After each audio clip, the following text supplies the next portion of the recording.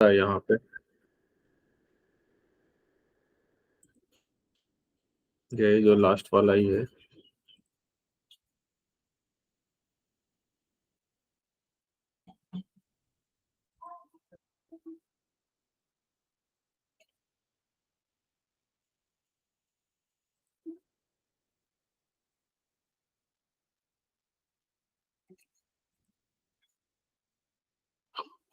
ये देखो, ये इसके ऊपर का वॉल्यूम तो स्फेयर का हाफ था ना, घटाने का जरूरत था क्या? नहीं ना, ये वाला जो लिखा हुआ है, समझे?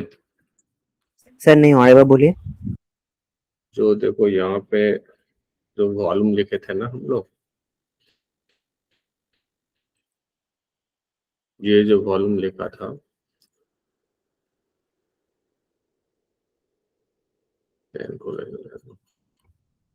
ये जो वॉल्यूम लिखा था, ये कौन सा लिक्विड होता है? Weight of fluid above the surface. तो इस सरफेस के ऊपर करना सिर्फ हमको चाहिए था, समझे? हाँ।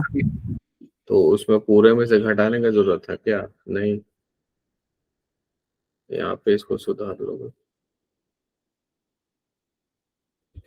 एफआई में क्या यूज करते थे? Weight of fluid above the of the surface. surface, curved surface। तो weight of fluid above the surface तो ये वाला है ना, जो ये दिख रहा है यहाँ पे, ये क्या है?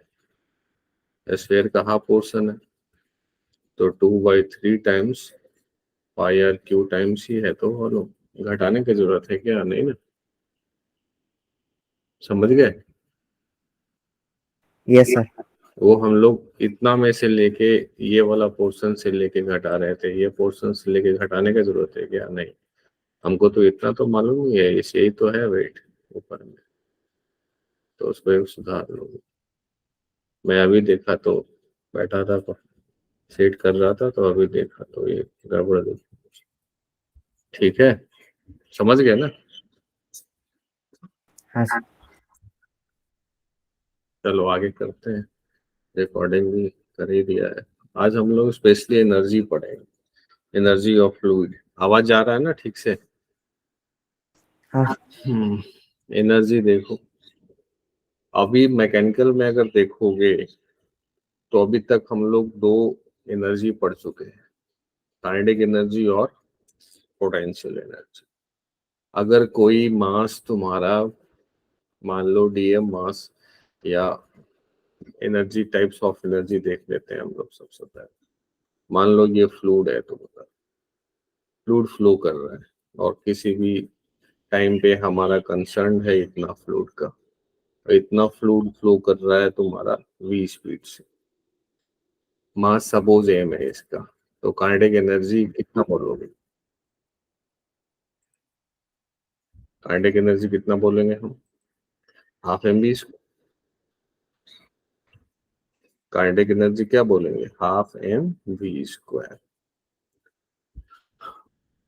काइनेटिक एनर्जी पर यूनिट वॉल्यूम क्या बोलेंगे? मान लो ये एरिया ए है, ये क्रॉस सेक्शन एरिया ए है, तो काइनेटिक एनर्जी पर यूनिट वॉल्यूम हो जाएगा, मास बाय वॉल्यूम क्या हो जाएगा? डेंसिटी, तो half rho V square. Kinetic energy पर यूनिट वेट क्या हो जाएगा? काइनेटिक एनर्जी पर यूनिट वेट। क्यों ये सब लिख रहे हैं वो सब समझाते हैं, बट पहले भी देख लो। Half M B square divide by M G, तो क्या हो जाएगा? B square by 2g। Half M B square upon M G, तुम्हारा ये निकल के आ जाएगा V square by 2g। Kinetic energy पर यूनिट वेट ये हो जाएगा हाफ एम बी स्क्वायर, और वेट क्या होता है? एम जी होता है, तो ये हो जाएगा वी स्क्वायर अपॉन 2g, यही हो जाएगा। तो काइनेटिक एनर्जी हम किसी मास का अगर स्पीड v है तो हाफ एम बी स्क्वायर करेंगे। अब काइनेटिक एनर्जी पर यूनिट वॉल्यूम, काइनेटिक एनर्जी पर यूनिट वेट, और या काइनेटिक एनर्जी पर यूनिट मास अगर कोई बोल दे तो half M B square and divide by M, तो ये हो जाएगा वी स्क्वायर बाई 2। तो देखो हम लोग ने इन तीनों के टर्म में ही डिफाइन करते हैं, क्योंकि फ्लूइड जो है ना वो फ्लो करता है, उसका डेंसिटी ले सकते हो। अगर एरिया या वॉल्यूम चेंज हो रहा है ना तो उसका मास चेंज होने लगेगा। तो इसीलिए हम लोग जो भी एनर्जी का टर्म करेंगे, या तो एनर्जी पर यूनिट वॉल्यूम, या तो एनर्जी पर यूनिट वेट, या तो एनर्जी पर यूनिट मास। तो काइनेटिक एनर्जी ऑफ फ्लूइड क्या होगा, सिंपल जो काइनेटिक एनर्जी पहले डिफाइंड था वैसे ही करेंगे, और उसका रिजल्ट था मास सेम है, स्पीड वी है, तो हाफ एम बी स्क्वायर।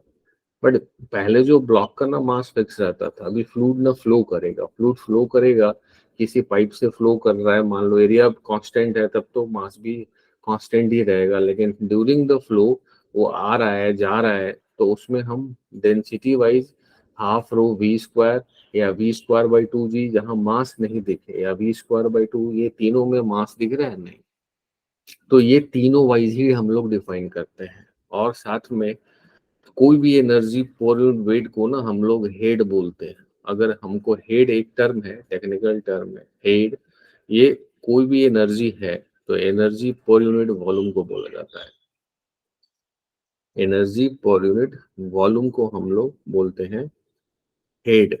अब जैसे काइनेटिक एनर्जी, सॉरी वॉल्यूम नहीं, वेट, वेट होता है, एनर्जी पर वेट को हम लोग बोलते हैं हेड।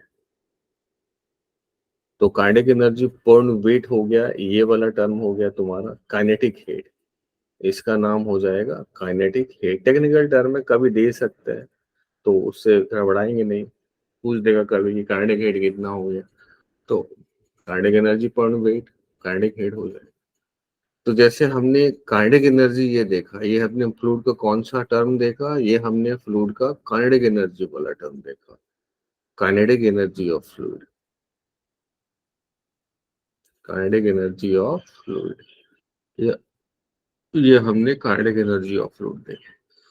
सिमिलरली हम लोग पोटेंशियल एनर्जी ऑफ फ्लूइड भी देखेंगे, पोटेंशियल एनर्जी ऑफ फ्लूइड,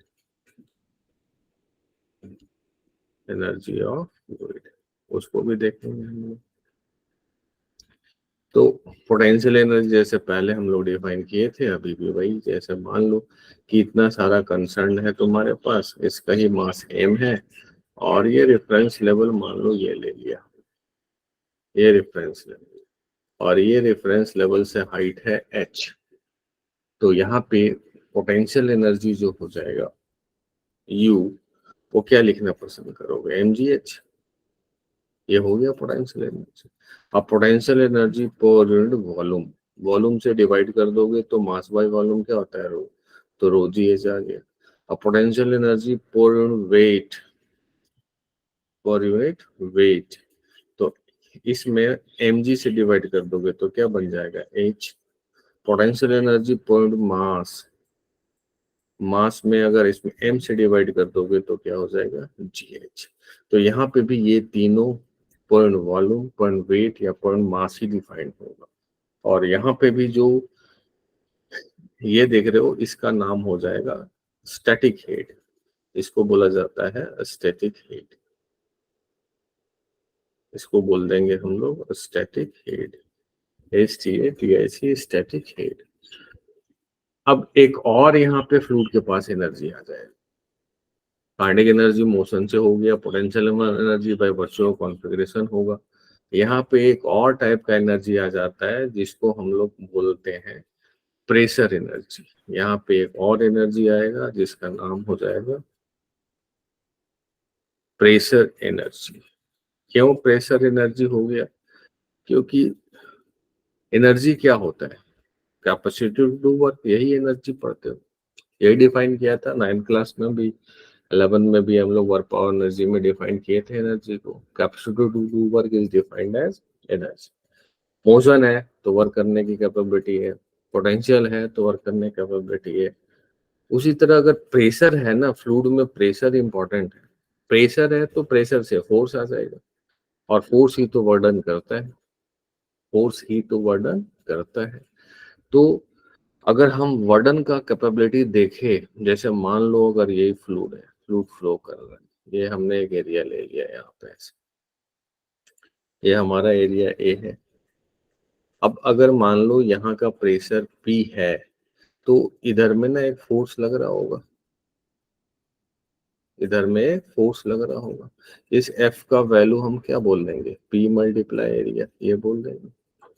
अब छोटा सा अगर वर्डन करे या फिर मान लो डेल्टा वर्डन कर रहे हो तो ये यहाँ से यहाँ चला गया और यहाँ से यहाँ चला गया, तो ये मान लो कि ये डिस्टेंस ना x चला गया। तो अब ये तो फोर्स वर्डन कर जाएगा ना, तो वर्डन क्या लिखोगे, फोर्स मल्टीप्लाई डिस्प्लेसमेंट क्या है x, और फोर्स का वैल्यू क्या है, फोर्स का वैल्यू है यहाँ पे P मल्टीप्लाई A और ये x हो गया। अब एरिया मल्टीप्लाई x क्या देता है, वॉल्यूम देता है, वॉल्यूम। वॉल्यूम वॉल्यूम दे देगा ये। तो वर्डन हो गया तुम्हारा फाइनाइट वाला वर्डन, एलिमेंट्री नहीं, PV।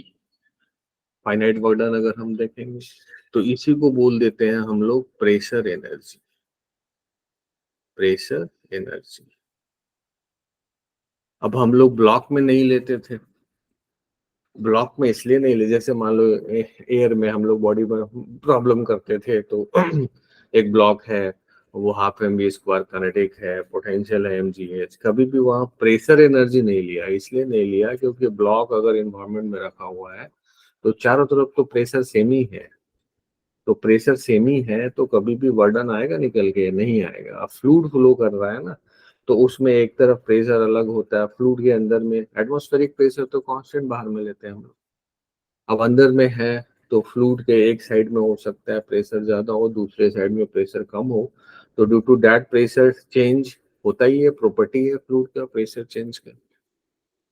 एक नया फोर्स लग जाएगा और उस फोर्स से डिस्प्लेसमेंट अगर हो रहा हो वहां तो बर्डन हो जाएगा, बर्डन हो गया तो एक एनर्जी स्पेशल आ गया, या उस प्रेशर के रीजन से फोर्स है और फोर्स है तो कैपेबिलिटी टू बर्डन है, तो एक यहाँ पे नया प्रेशर एनर्जी भी आ जाएगा। पहले था तुम्हारा काइनेटिक, फिर पोटेंशियल भी, ये मैकेनिक्स का था पार्ट।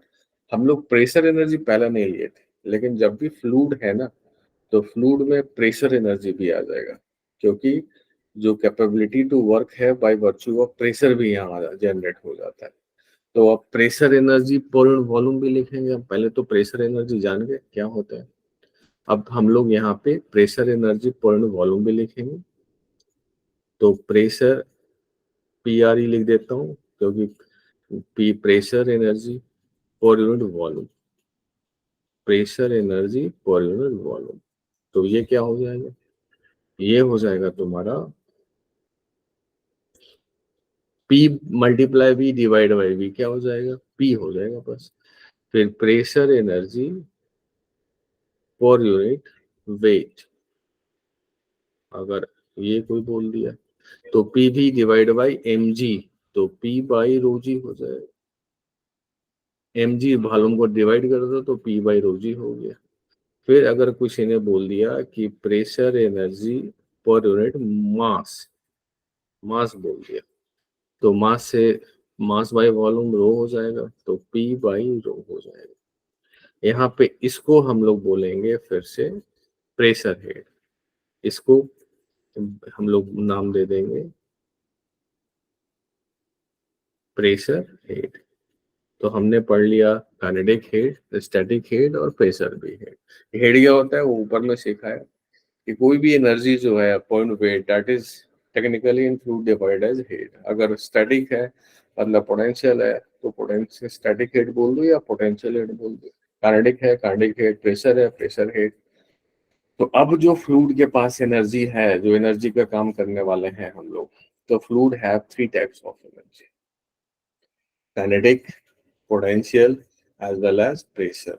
तीन एनर्जी है, स्टैटिक मतलब पोटेंशियल, काइनेटिक एंड प्रेशर। तो ये तीनों का काम हम लोग पूरे इस एनर्जी वाले में करेंगे। तो फ्लूइड को दो अगर बांटो तो दो हिस्से में है, एक तो है तुम्हारा प्रेशर डायनामिक्स हो गया, प्रेशर मतलब क्या, फोर्स है, फोर्स मतलब डायनामिक्स है, रोटेट कर दो एक्सेलेरेट कर दो रखा हुआ है, तो वही सब इक्विलिब्रियम वाला एक्सेलेरेशन वाला सर्कुलर डायनामिक्स लगा रहे थे पहले, कर रहे थे काम। अब हम लोग फ्लूइड का एनर्जी वाला पार्ट करेंगे। तो ये पहले जानना जरूरी था कि फ्लूइड के पास कौन कौन सी एनर्जी है। तो फ्लूइड के पास स्टैटिक है, काइनेटिक है और प्रेशर है। जो हम लोग ज्यादा यूज करेंगे वो आइदर पर यूनिट वॉल्यूम, पर यूनिट वेट या पर यूनिट मास यूज करेंगे। क्यों करेंगे वो बताया, क्योंकि फ्लूइड फ्लो में होता है, उसका मास किसी पाइप में आ रहा है जा रहा है, तो उसका मास कांस्टेंट करके नहीं हम उसका डेंसिटी कांस्टेंट करके काम कर सकते हैं, या जहां मास नहीं दिखे। क्योंकि मान लो अगर फ्लूइड एरिया में जा रहा है, एरिया बढ़ रहा है, एरिया घट रहा है, तो मास तो वहां पे कांस्टेंट नहीं है ना, मास वहां पे कांस्टेंट नहीं है। उस पार्टिकुलर डेल्टा एक्स में मास बढ़ जाएगा और मास घट जाएगा। तो हम जितना कंसर्न रख रहे हैं उसके लेके फिर वो इंडिपेंडेंट करके कर लेते हैं कि काइनेटिक एनर्जी जैसे ही देख लो, वॉल्यूम आ गया हाफ रो वी स्क्वायर, इसमें मास नहीं दिख रहा है। वेट में देख लो वी स्क्वायर बाई 2g, या काइनेटिक एनर्जी पर मास में देख लो वी स्क्वायर बाई 2। तो पहले इतना क्लियर है तुम लोगों को? क्लियर है ना सबको? अब देखो बर्नौली एक साइंटिस्ट थे, उन्होंने क्या किया, तो उन्होंने क्या किया कि जो पहले तुम्हारा कंजर्वेटिव फोर्स पढ़े थे ना, एनर्जी क्या होता था, कंजर्व। तो बर्नौली एक साइंटिस्ट थे, उन्होंने क्या चालाकी किया ना, कि उन्होंने आइडियल फ्लूइड लिया, नॉन विस्कस स्टेडी फ्लो लिया। मतलब कंडीशन पहले बना लिया कि कोई भी ऐसा फोर्स फ्लूइड के अंदर नहीं हो जो एनर्जी को लॉस करे। जैसे मैकेनिक्स में हम लोग के पास फ्रिक्शन होता था, अधिकतर केसेस में फ्रिक्शन क्या करता था, लॉस ही करता था। रोलिंग को छोड़ दो तो मैक्सिमम केसेस में फ्रिक्शन क्या करता था, एनर्जी को लॉस करता था। डिसिपेटिव फोर्स भी उसको बोलते थे। तो वैसा ही कुछ फ्लूइड में भी इन्होंने सोचा कि फ्लूइड में अगर वैसा कोई फोर्स है ना जो एनर्जी को लॉस करा रहा है, उसको हटा ही दो। तो उन्होंने कंडीशन डाला, ए फ्लूइड हैविंग आइडियल फ्लूइड डाला। आइडियल फ्लूइड का मतलब density constant, steady flow, streamline flow, non viscous, viscosity नहीं लिया, आगे पढ़ेंगे विस्कोसिटी क्या है, विस्कोसिटी नहीं लिया। मतलब इतना सब लेने से उनका बस ये हुआ कि now there is no any dissipative force acting inside the fluid। अब अगर कोई भी ऐसा फोर्स नहीं है जो एनर्जी को लॉस करा रहा है फाइनली टोटल, तो फिर तो कंजर्वेटिव हो गया। और कंजर्वेटिव अगर है तो टोटल एनर्जी सिस्टम का क्या रहता है, कंजर्व। तो जो पहले एनर्जी कंजर्वेशन लगाते थे अभी भी वही लगेगा, बस अब एक और एनर्जी आ जाएगा। पहले करेंट के आई यू आई के एफ यू एफ लगाते थे, अब लगाएंगे K I plus U I plus pressure energy initial. अब ये तीन टाइप एनर्जी है, तो तीनों टाइप ऑफ एनर्जी किसी भी सेक्शंस पे कांस्टेंट रखेगा। और ये प्रूफ अभी हम लोग कर सकते हैं वर्क एनर्जी थ्योरम से। कैसे, उसको अभी करेंगे। तो अभी हम लोग पढ़ेंगे एनर्जी वाला पार्ट जिसमें बर्नौली का आएगा इक्वेशन। तो बर्नौली का पहले पढ़ेंगे और उसका कंडीशन ज्यादा इंपॉर्टेंट है, तो पहले कंडीशंस भी लिख लेंगे। तो अभी हम लोग लिख देते हैं बर्नौली। बर्नौली थ्योरम बोल दो या इक्वेशंस बोल दो या प्रिंसिपल बोल दो। तो बर्नौली का सबसे पहले कंडीशंस इंपॉर्टेंट है। तो बर्नौली के कंडीशंस में क्या क्या कंडीशंस था?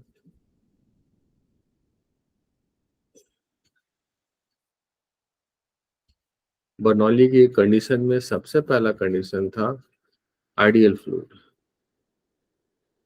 आइडियल फ्लूइड मतलब एक ऐसा फ्लूइड जिसका डेंसिटी क्या होना चाहिए, कांस्टेंट। डेंसिटी वेरिएबल नहीं होना चाहिए, अगर वेरी कर जाएगा बर्नौली का नहीं लगाओगे। दूसरा था नॉन विस्कस। Non viscous. तीसरा था steady. Steady stream line flow. ये क्या होता है सिर्फ सब सिखाएंगे, स्ट्रीम लाइन फ्लो। और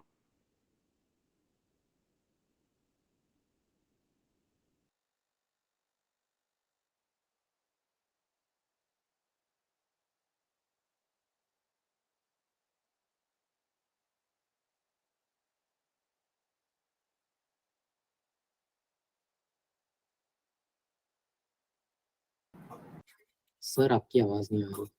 सर आपका आवाज नहीं आ रहा है।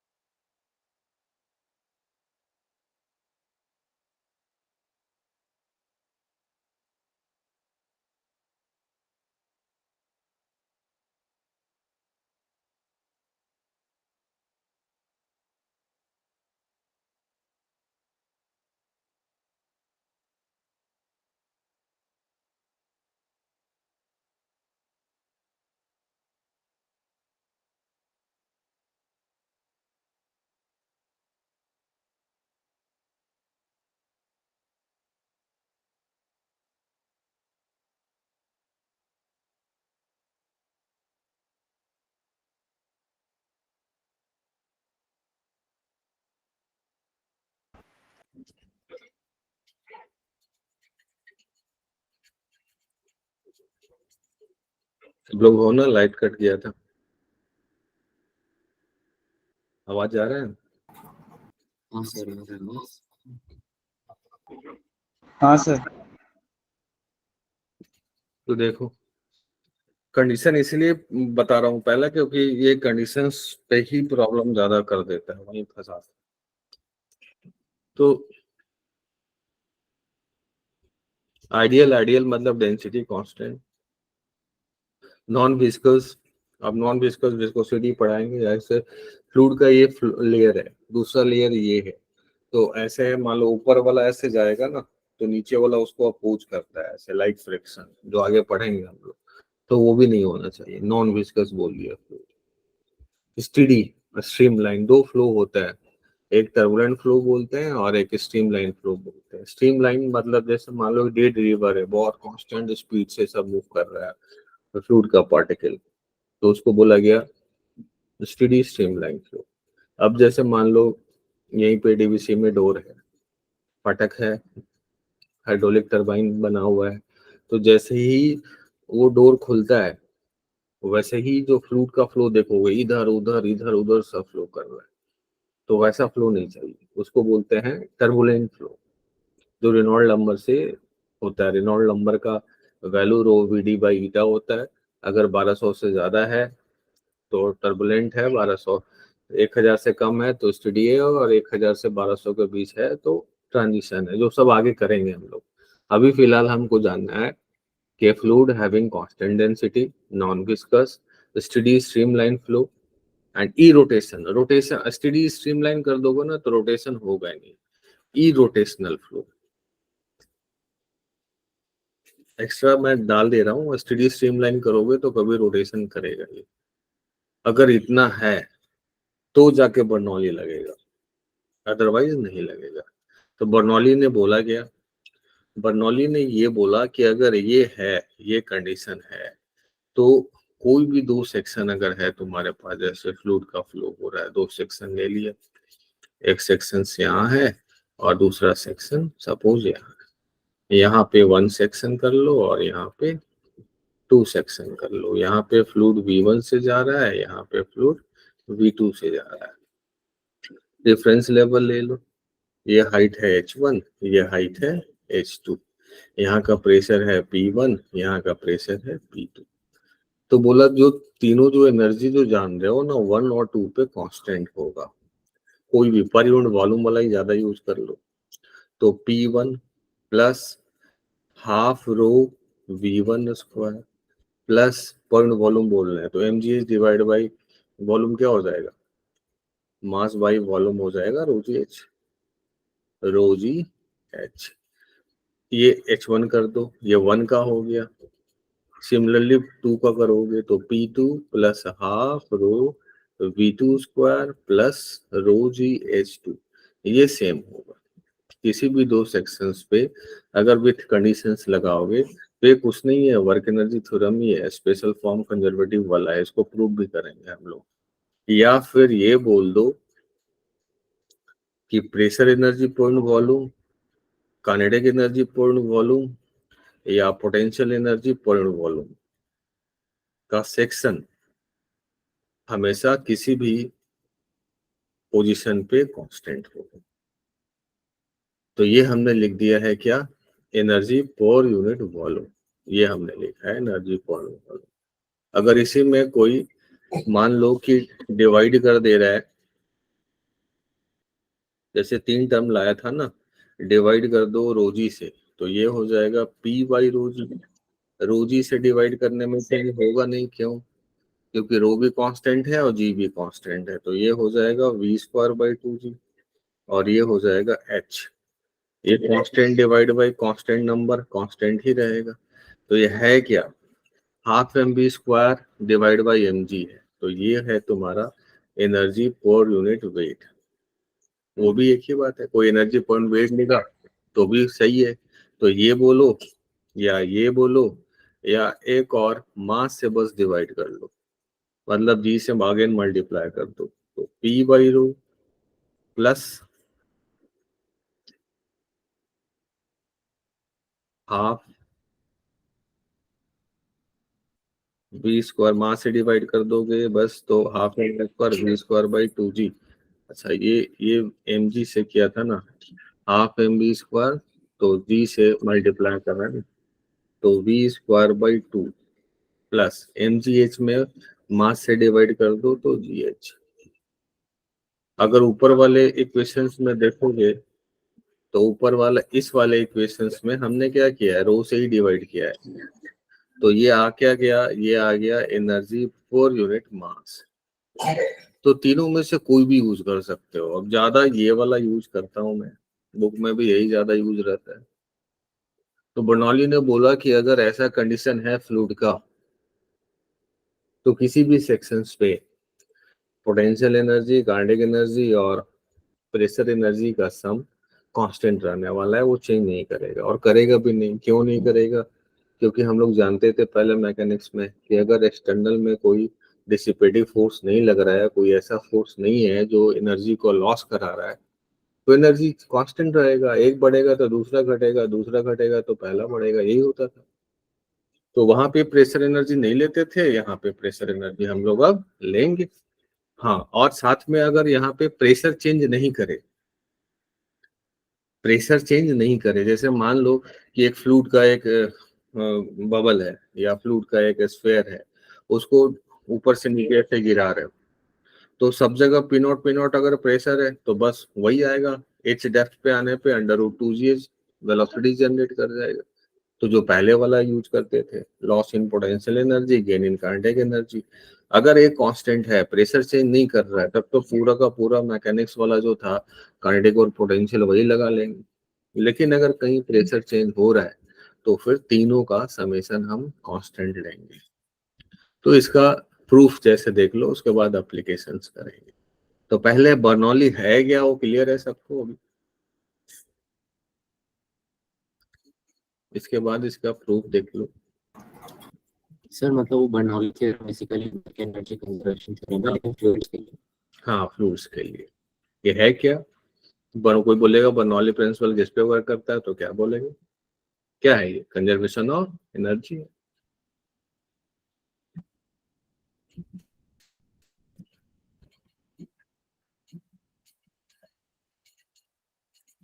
यही तो है, पहले वाला ही है। अगर प्रेशर को छोड़ दो तो क्या स्पेशल फॉर्म नहीं था ये वर्क एनर्जी थ्योरम का? वही है। और प्रूफ अगर करोगे तो वर्क एनर्जी थ्योरम का ही प्रूफ करना है। तो देखो इसका प्रूफ कर लेते हैं हम लोग।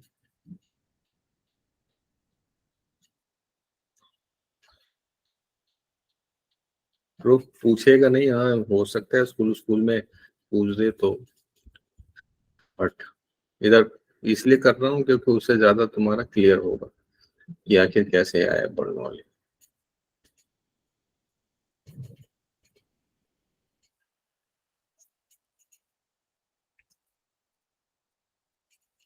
मान लो यही फ्लूइड फ्लो हो रहा है, अच्छा इसको कलर कर देते हैं।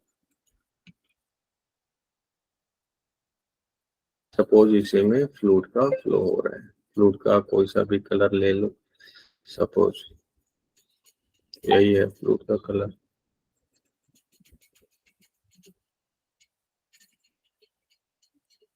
यही फ्लूइड है, फ्लूइड फ्लो हो रहे। कोई सेक्शन ले लो, दो सेक्शंस तो लेना ही होगा। एक यहाँ पे ले लिया, एक एक हमने यहाँ पे ले लिया सेक्शन, और एक यहाँ पे ले लिया सेक्शन। यहाँ पे सपोज उसका स्पीड v1 है, यहाँ पे जो स्पीड है ना वो v1 है, और यहाँ पे जो स्पीड है वो v2 है, v2 है। यहाँ पे जो प्रेशर है वो है p1, और यहाँ पे जो प्रेशर है वो है p2। तो अब हमको बस इतना सा फ्लूइड का कंसर्न, जो इतना हम देख रहे हैं, हमने सिस्टम मान लिया है इसको। अब यहाँ से लेके यहाँ तक हमारा सिस्टम, यही हमारा सिस्टम, हम बाकी फ्लूइड को मतलब नहीं रख रहे हैं। तो ये वाला अगर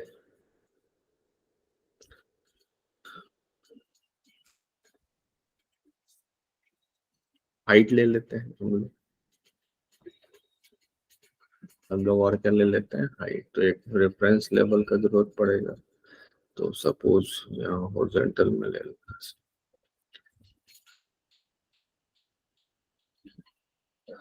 अब ये यहाँ से यहाँ हाइट हो गया तुम्हारा h1 सपोज, और ये यहाँ से यहाँ हाइट हो गया सपोज h2। पोटेंशियल एनर्जी के लिए जरूरत पड़ेगा हम लोग को।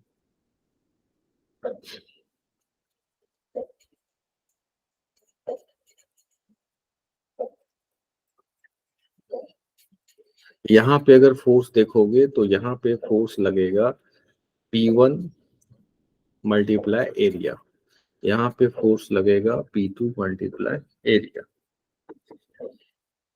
अब अगर हम ऐसा इक्वेशंस लिख दे, सबसे पहले कुछ और टर्म है जो आगे यूज होगा वो मैं लिख देता हूँ। देखो फोर्स पढ़े थे हम लोग F m dv by dt plus v dm by dt, पढ़े थे ना? यहाँ पे पहले पढ़े थे लॉज ऑफ मोशन में फोर्स, याद है? हाँ सर। अगर वेलोसिटी कांस्टेंट है और फ्लूइड फ्लो कर रहा है तो फोर्स फिर क्या हो जाएगा? फोर्स हो जाएगा v times dm by dt only, नहीं v times dm by dt। और इस dm by dt को देखोगे ना तो मास होता है डेंसिटी एरिया मल्टीप्लाई लेंथ। अगर डेंसिटी कांस्टेंट है और एरिया भी वेरी स्मॉल है, चेंज नहीं हो रहा है, कुछ डिस्टेंस जाएंगे तब ना वहीं पे dm dt मतलब इन्फिनिटली स्मॉल, तो रो ए और dx by dt, और dx by dt क्या दे देगा, dx by dt दे देगा वेलोसिटी। तो रो ए वी, ये टर्म आ जाएगा तुम्हारा रो ए वी। अब अगर फोर्स लिखना है तो फोर्स ऊपर कर देता हूँ। अगर कभी भी फ्लूइड फ्लो कर रहा है, फोर्स लिखना है, तो फोर्स अभी हम लोग क्या पढ़े थे, v times dm by dt, instantaneous force. तो ये फोर्स F का वैल्यू हो जाएगा रो ए वी स्क्वायर, ये याद रखना। अगर कभी भी फ्लूइड का डेंसिटी रो है, area of cross section A है, और फ्लूइड भी वेलोसिटी से मूव कर रहा है, तो फोर्स भी लगेगा। रो डेंसिटी का है, एरिया ऑफ क्रॉस सेक्शन अगर ए है तो फोर्स लग जाएगा, लगेगा फोर्स। और लगता, जैसे मान लो ऐसा कभी फील किया कि अगर फ्लूइड फ्लो कर रहा है पाइप से, अगर बहुत ज्यादा वेलोसिटी कर दो तो पीछे में बैक फोर्स लगाने लगता है, तो यही है फोर्स। अगर ज्यादा वेलोसिटी से किसी क्रॉस सेक्शन एरिया से निकल रहा है तो पीछे में वो रिएक्शन नहीं देता है, देता है। तो फ्लूइड फ्लो कर रहा है, उतना एक्शन है तो रिएक्शन भी देगा। तो इंस्टेंटेनियस फोर्स क्या होगा, रो ए वी स्क्वायर, ये भी फोर्स होता है। ठीक है यहाँ तक तो, हाँ, इसका यूज आएगा आगे या यहीं पे कर दिया। तो अब अगर हम इसका प्रूफ करना है तो हम यहाँ से अगर वर्क करें, कहाँ से, वर्क एनर्जी थ्योरम, डेल्टा के क्या होता है, change in kinetic energy work done by all the forces, जानते हैं। तो यहाँ ऑल द फोर्सेस में कौन कौन सा है, ऑल द फोर्सेस में यहाँ है work done by mg plus work done by pressure, जो फ्लूइड का प्रेशर है वही है, और कोई है क्या, और बाकी सबको तो हटा ही दिए थे, बाकी सबको क्या कर दिए थे, हटा दिए थे।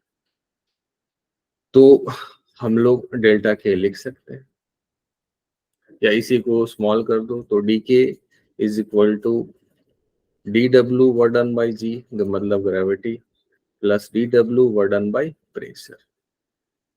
यही काइनेटिक एनर्जी का चेंज होगा, और यही काइनेटिक एनर्जी का चेंज हमारा ये इनिशियल है, यहाँ इनिशियली यहाँ है, और फाइनली यहाँ, फाइनली यहाँ। तो सबसे पहले अब इस मास को हम छोटा भी मास मान सकते हैं डीएम, अब इतना बड़ा नहीं है, छोटा ही ले लो। अब ये मैं सिस्टम ले लिया हूँ, क्योंकि डी अगर लगा रहे हो तो डीएम वाला यूज कर लेंगे। तो मान लो ये छोटा हमारा जो है यही डीएम मास है, तो हम चेंज इन काइनेटिक एनर्जी का इक्वेशन यहाँ से लिख सकते हैं, हाफ डीएम और फाइनल वेलोसिटी क्या था v2, तो v2 square minus half DM और v1 स्क्वायर। तो चेंज इन काइनेटिक एनर्जी तो हमने लिख दिया। अब चेंज इन काइनेटिक एनर्जी लिख दिया तो वर्क बाय mg, तो वर्क बाय mg अगर देखोगे तो वो तो पोटेंशियल एनर्जी का ही चेंज हो जाएगा, क्योंकि वर्क बाय mg जो लिखते थे conservative force minus delta U लिखते थे ना, तो डी डब्ल्यू बाई जी को क्या लिख दोगे, माइनस डी यू, और डी यू क्या, फाइनल माइनस इनिशियल। तो हम पहले वर्क बाई जी लिख देते हैं, तो माइनस के साथ फाइनल क्या है, डी एम जी और H2, इनिशियल क्या था, डी एम जी और H1, ये इनिशियल था, फाइनल माइनस इनिशियल हो गया, मतलब ये वाला तुम्हारा निकल के आ गया, और D W by G minus के साथ कर दिया। और work by pressure, work by pressure, तो यहाँ देखो टोटल फोर्स कितना लग रहा है सिस्टम पे, लेफ्ट साइड में अगर देखोगे, अगर मान लो ये सिर्फ फोर्स का अगर बार कर रहे हो, तो अगर मान लो ये हमारा सिस्टम, इधर में फोर्स लग रहा है P1 एरिया, इधर में फोर्स लग रहा है P2 एरिया, तो नेट फोर्स क्या हो गया? नेट फोर्स हो गया P1, मान लो यही बड़ा है, तो नेट फोर्स हो गया P1A माइनस P2A, ये नेट फोर्स हो गया। और मल्टीप्लाई वॉल्यूम, छोटा सा dV का यूज कर दो। क्या वर्डन जो पढ़े थे हम लोग, P मल्टीप्लाई V पढ़े थे ना, तो P, अब यहाँ पे फोर्सेस जो लग रहे हैं वो दोनों तरीके से लग रहे हैं, लेफ्ट साइड में भी लग रहा है, राइट साइड में भी लग रहा है। अब P1 P2 दोनों सेम हो जाता तो फिर से वर्डन नहीं होता। यही बाहर होता है, अगर कोई ब्लॉक है बाहर में रखा हुआ है, तो P1 और P2 सिस्टम पे दोनों तरफ का प्रेशर क्या हो जाता है? सेम। तो प्रेशर सेम हो गया तो फोर्सेस तो एक्स्ट्रा फ्लूइड लगाया नहीं, एयर लगाया नहीं, तो उसका वर्डन 0 कर देते हैं। तो यहाँ अगर अब फिर हम देखेंगे, तो यहाँ लिखेंगे हम दूसरा प्लस वर्डन बाई प्रेशर। तो वर्डन बाई प्रेशर हो जाएगा हमारा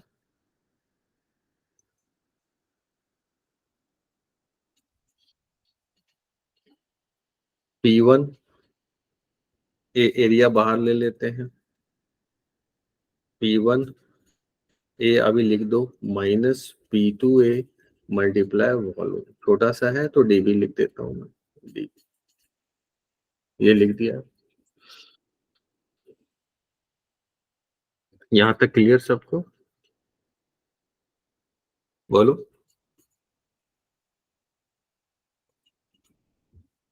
यहां तक क्लियर है?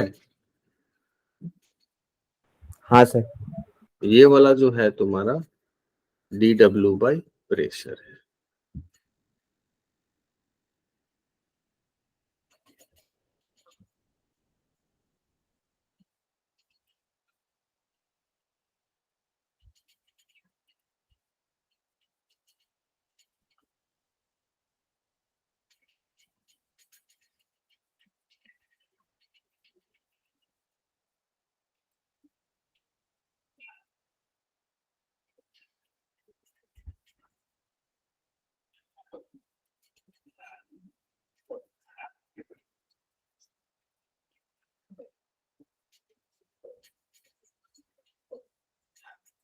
यहाँ पे अगर एरिया अलग अलग भी लेना है ना, तो अलग अलग भी ले सकते हो। एरिया जैसे हो सकता है कि कोई बोले कि एरिया सेम क्यों लिया है, तो चलो अलग अलग भी ले लो एरिया, तो ज्यादा अच्छा हो जाएगा। तो यहाँ का मान लो एरिया A1 है, और यहाँ का मान लो एरिया A2 है। तो देखो इसको कैसे लिखो, इसमें तो कोई प्रॉब्लम नहीं है, वर्डन बाई mg में एरिया अलग अलग ही ले लो तो ज्यादा जनरलाइज हो जाएगा। नहीं तो ऐसे होगा कि एरिया सेम में ही लगेगा क्या, नहीं, एरिया अलग अलग भी ले सकते। तो एक छोटा सा डिस्प्लेसमेंट के लिए v1 टाइम dt कर दो, यहीं का वर्डन लिख लो सीधे, यहीं यहीं का। ये छोटे से टाइम में यहाँ से यहाँ कितना डिस्टेंस जाएगा? डिस्टेंस जाएगा v1 टाइम्स dt, और ये वाला यहाँ से यहाँ कितना जाएगा? ये भी जाएगा v2 टाइम्स dt। तो इसका वर्डन पॉजिटिव हो जाएगा और इसका वर्डन नेगेटिव हो जाएगा, क्योंकि इसमें फोर्स तो इधर से लग रहा है और इसमें फोर्स इधर से लग रहा है। तो टोटल वर्डन अगर देखोगे तो ये आने वाला है P1 A1 V1 multiply dt, positive वर्डन हो जाएगा, और वो नेगेटिव वर्डन हो जाएगा P2 A2 V2 multiply dt। ये अब कर दो छोटा सा वर्डन, वर्डन बाई TW बाई प्रेशर। तो अब यहाँ तक ठीक है? यहाँ तक तो कोई दिक्कत नहीं। अब dt से डिवाइड कर देते हैं, तो ये हो जाएगा तुम्हारा हाफ dm बाई dt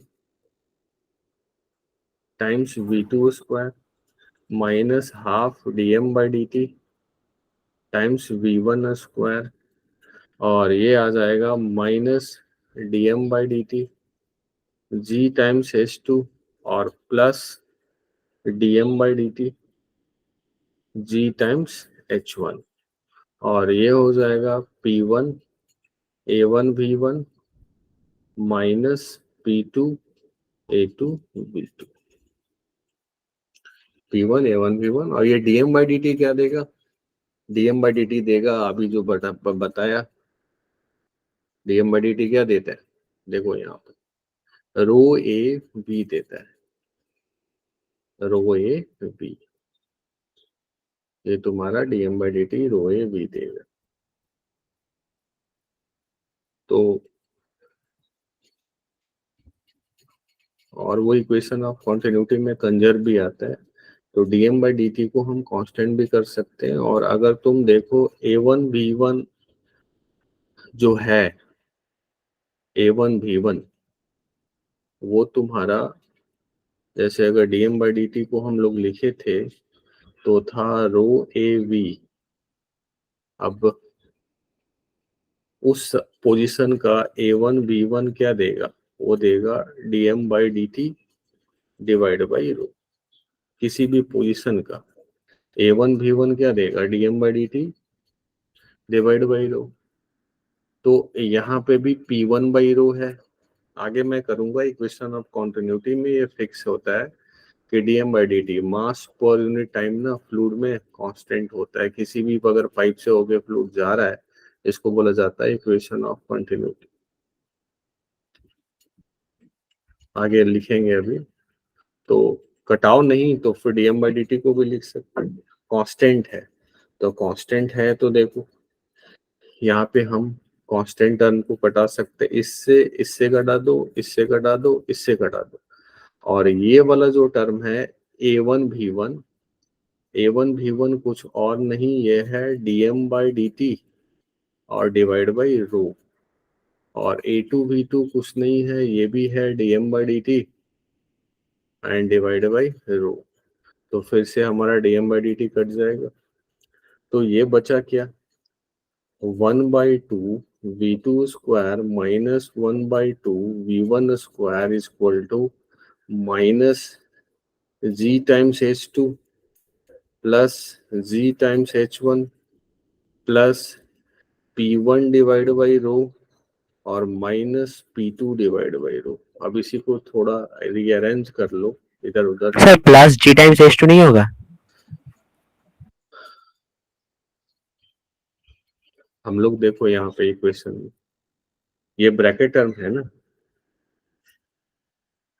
तो माइनस H2 के साथ माइनस है तो H1 के साथ क्या है? प्लस है ना, हाँ क्योंकि चेंज इन पोटेंशियल एनर्जी लिखे थे ना वो, तो फाइनल माइनस इनिशियल ना। तो V1 वाला को एक तरफ ले आओ और V2 वाला को एक तरफ, तो राइट साइड में ही ले आओ। तो P2 divide by rho plus half V2 square और प्लस G टाइम्स H2 इधर ले आओ, तो P1 divide by rho plus half V1 square और प्लस GH1। ये इक्वेशन आया था अभी, ये है तुम्हारा टोटल एनर्जी पर यूनिट मास। देखो यहाँ आया था, ये वाला इक्वेशन आया। अब इसी को वेट में चेंज करना चाहते हो तो वेट में भी चेंज कर लो। Kinetic energy half mv square divide by mg, तो इसमें और g से डिवाइड कर दो तो पर वेट हो जाएगा, इसमें रो से मल्टीप्लाई कर दो तो पर वॉल्यूम हो जाएगा। तो अगर बर्नौलिस का अगर प्रूफ देखोगे, या तो जैसे dm/dt दोनों तरफ कटा दिया, अब dm/dt इस सेक्शंस पे, जैसे यहाँ देखो मैंने 1 पे और 2 पे लिखा है, तो आगे इक्वेशन ऑफ कॉन्टिन्यूटी यूज करेंगे जिसमें ये बोला गया कि अगर फ्लूइड फ्लो कर रहा है और फ्लूइड का किसी भी सेक्शंस पे जनरेशन नहीं हो रहा है, कोई फ्लूइड के पार्टिकल्स को जनरेट नहीं कर रहा है, पैदा नहीं हो रहा है, तो कहीं पे भी किसी भी सेक्शंस में मास पर यूनिट टाइम जितना इन करेगा उतना ही आउट करेगा। दैट मीन्स dm/dt हमेशा कांस्टेंट रहेगा अगर फ्लूइड फ्लो कर रहा है तो। और dm by dt constant he equation of continuity है। तो कांस्टेंट ही है, और नहीं तो फिर उसको हटा भी दो, dm by dt से डिवाइड ही कर दो, तो ये इक्वेशंस आ जाता है। तो this one is the proof of Bernoulli's. अगर ये बर्नौली का देखोगे तो नया कुछ नहीं है, ये सब वही है जो पहले हम लोग यूज करते थे। वर्क एनर्जी थ्योरम तो यूज करते ही थे ना पहले, वही है। एक बार देख लो यहाँ पे, कहीं कुछ कंफ्यूजन है तो बोलो।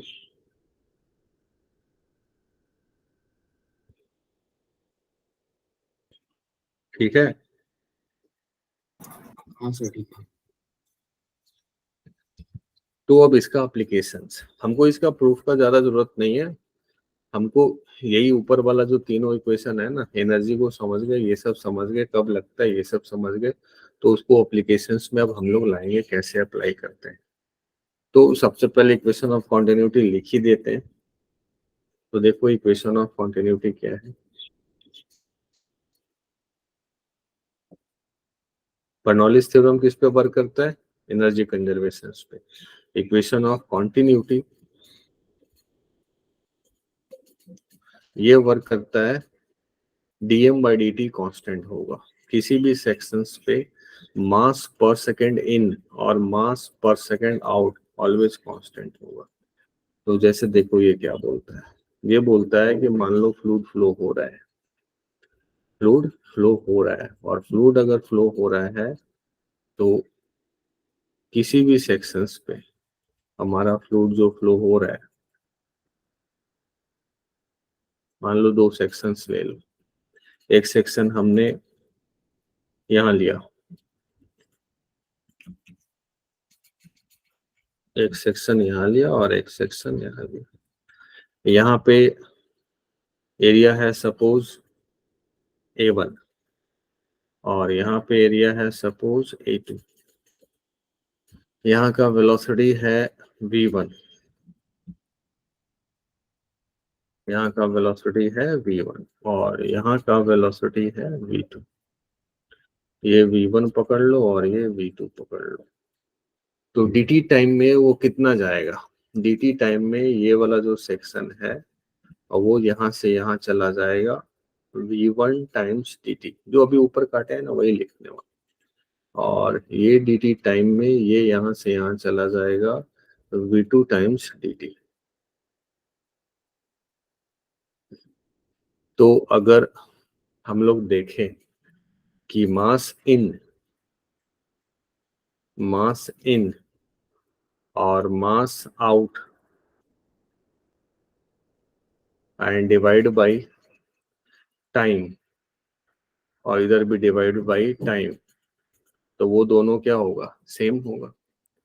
तो मास इन अगर देखोगे तो dm by dt अभी तो लिख चुके थे, या फिर लिख डालो। मान लो रो डेंसिटी का है तो मास क्या होता है? Density multiply volume.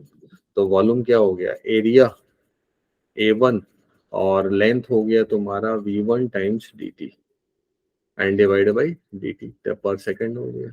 इधर अगर करोगे तो रो एरिया A2 और V2 टाइम्स dt, अब यही डिवाइड बाई dt कर दो, तो ये dt को कैंसिल आउट कर सकते हो दोनों तरफ। तो ये आ गया rho one A1 V1 is equal to rho two A2, rho two नहीं, रो टाइम्स वो तो एक ही है ना। A2 V2, रो भी कैंसिल हो गया, तो A1 V1 is equal to A2 V2। ये रिजल्ट है इक्वेशन ऑफ कंटिन्यूटी का। और ये क्या बोलता है? जैसे हम लोग जानते हैं कि अगर मान लो कि फ्लूइड फ्लो हो रहा है और एरिया पहले बड़ा था और बाद में छोटा हो गया है, मान लो पहले इतना बड़ा एरिया था और ये फिर छोटा हो गया है। यहाँ पे अगर वेलोसिटी तुम्हारा V1 है और यहाँ अगर वेलोसिटी तुम्हारा V2 है, यहाँ एरिया A है, यहाँ एरिया स्मॉल a है, तो जानते हो कि एरिया अगर छोटा करोगे तो वेलोसिटी क्या हो जाता है? बढ़ेगा। बड़ा हो जाता है। तो ये वही इक्वेशन ऑफ कंटिन्यूटी है। For A less than capital A, V2 will be more than V1. This one is the equation of continuity. और एक इस पे वर्क करता है,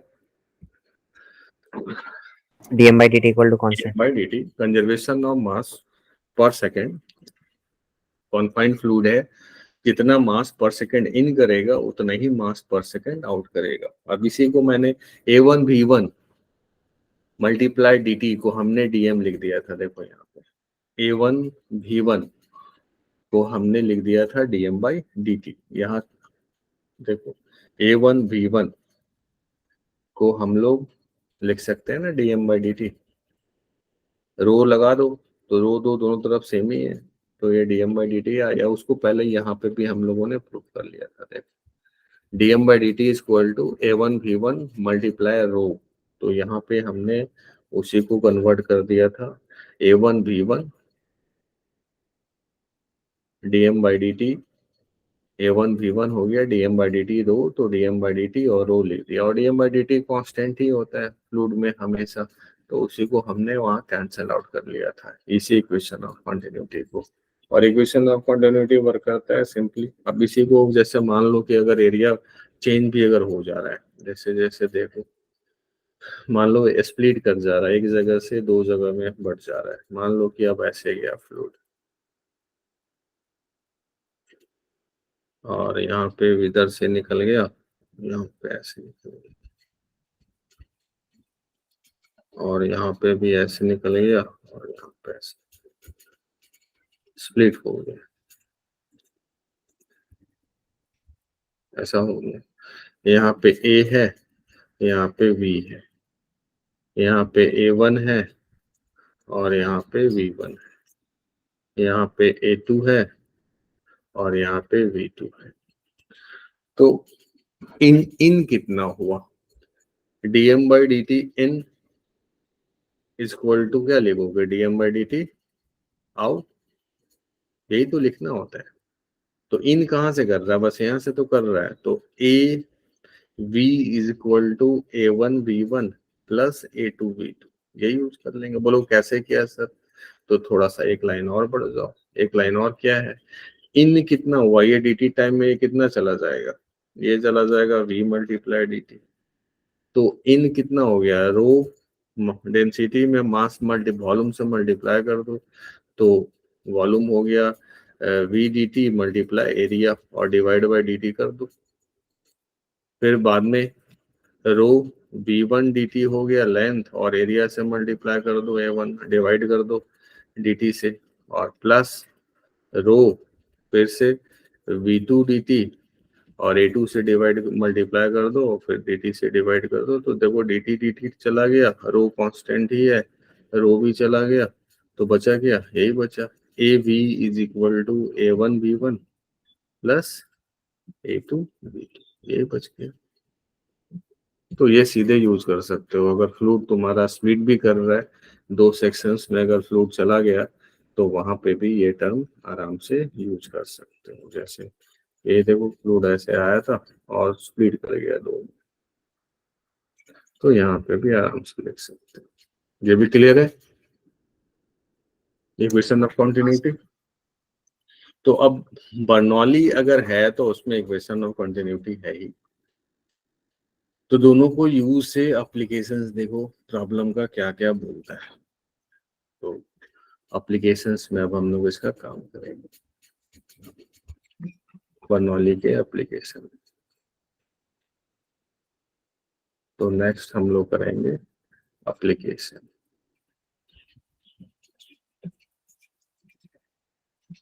तो सबसे पहले स्पीड ऑफ इफ्लक्स पढ़ना, तो उसको देखो कैसे।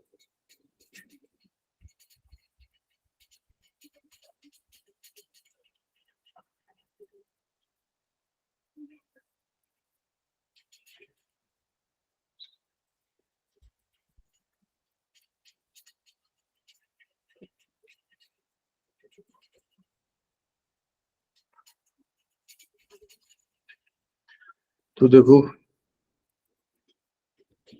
क्या क्या करना है। तो स्पीड ऑफ इफ्लक्स एक टर्म है, नाम है, उसको देखो पहला।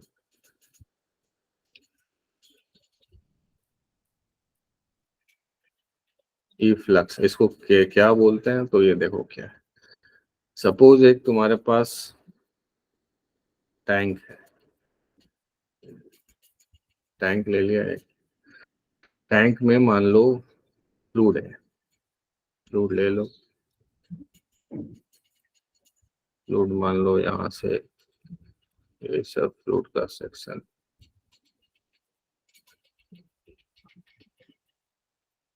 ये फ्लूइड है।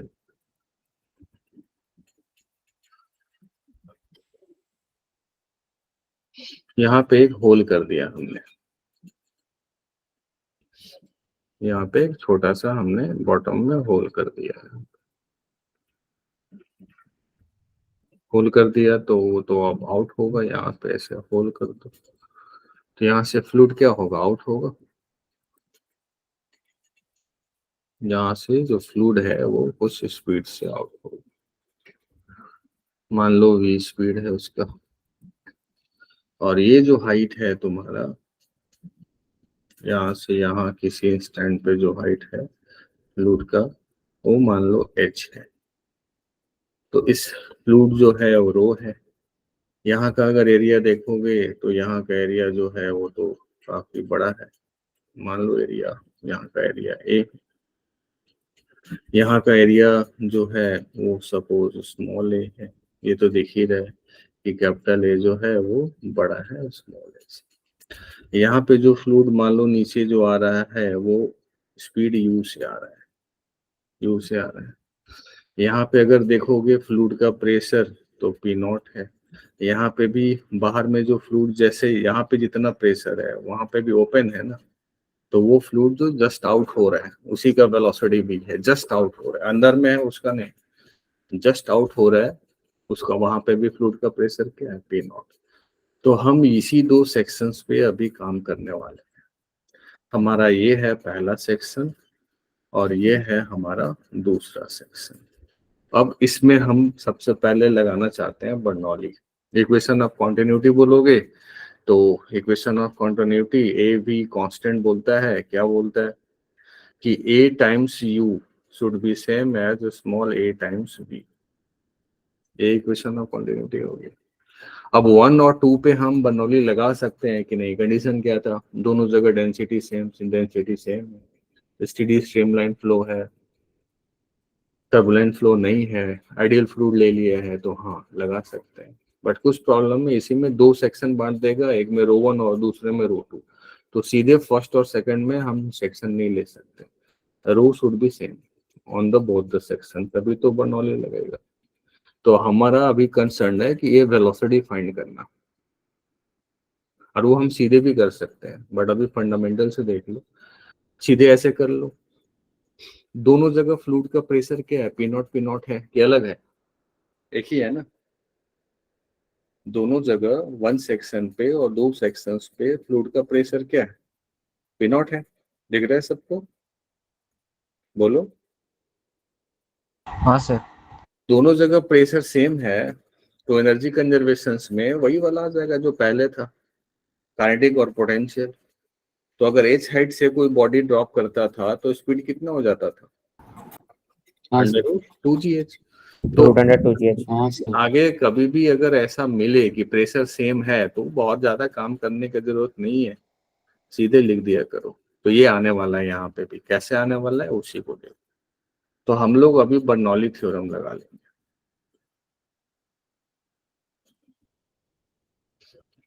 बर्नौली का थ्योरम लगा लेंगे, बर्नौलीज।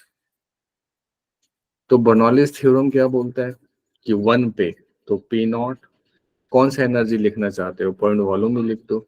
तो point volume P0 plus kinetic energy क्या होता है, half mv² divide by volume, तो हाफ रो और u स्क्वायर कर लो plus mgh divide by volume, तो क्या हो जाएगा रो gh। अब 2 पे लिखना चाहते हो तो यहाँ पे भी तो P0 है प्रेशर एनर्जी, काइनेटिक एनर्जी कितना है half rho v², potential energy कितना है 0, यही का रेफरेंस लेवल ले लिया पोटेंशियल एनर्जी के लिए। तो P0 तो गया, तो फिर ये आया रो भी गया, तो ये आ गया v² minus u² equal to 2gh। ये लिख दो, इसको सेकंड कर लो। अब from first and second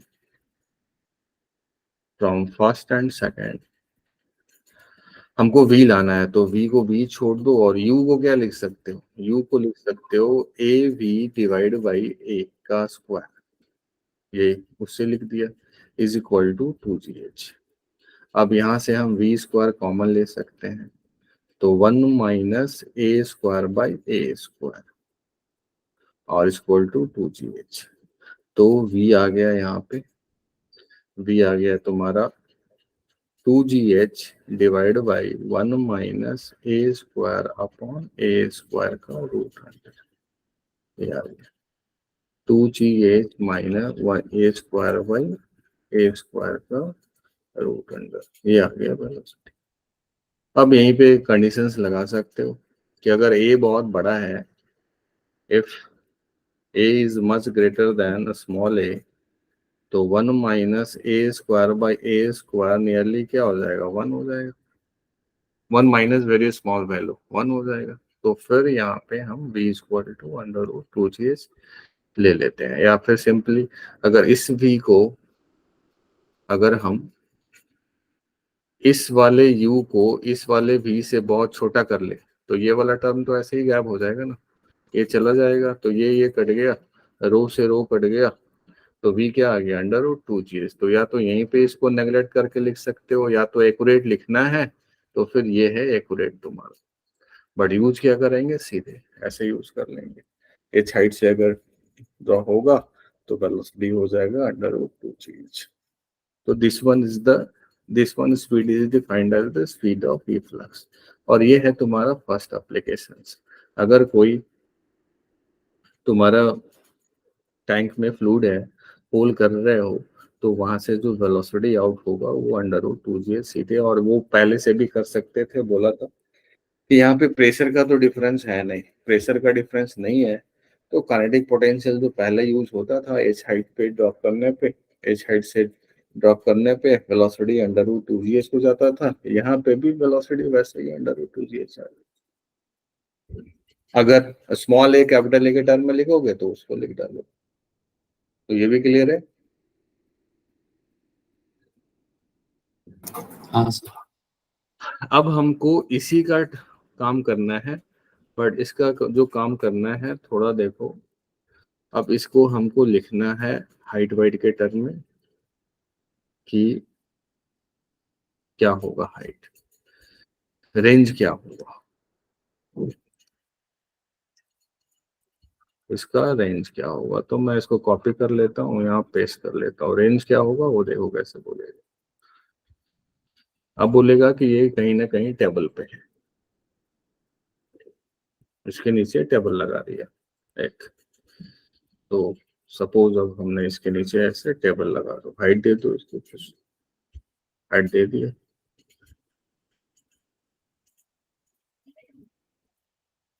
height दे दी। अब मान लो कि ये वाला जो हाइट है ना वो एच है, कैपिटल एच हाइट है, एच हाइट पे हमने लगा दिया ऐसा।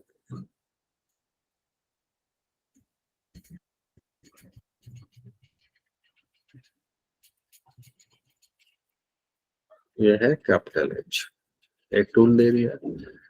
तो अब अगर ये कैपिटल एच है तो यहाँ से अब फ्लूइड जो बाहर जा रहा है उसका तो रेंज हो जाएगा ना, रेंज ये सब हो जाएगा, टाइम ऑफ फ्लाइट हो जाएगा, रेंज हो जाएगा। तो ऐसे फ्लूइड सपोज आया यहाँ पे आगे गिर, तो अब इसमें यहाँ से यहाँ वाले टर्म को हम लोग क्या बोलेंगे,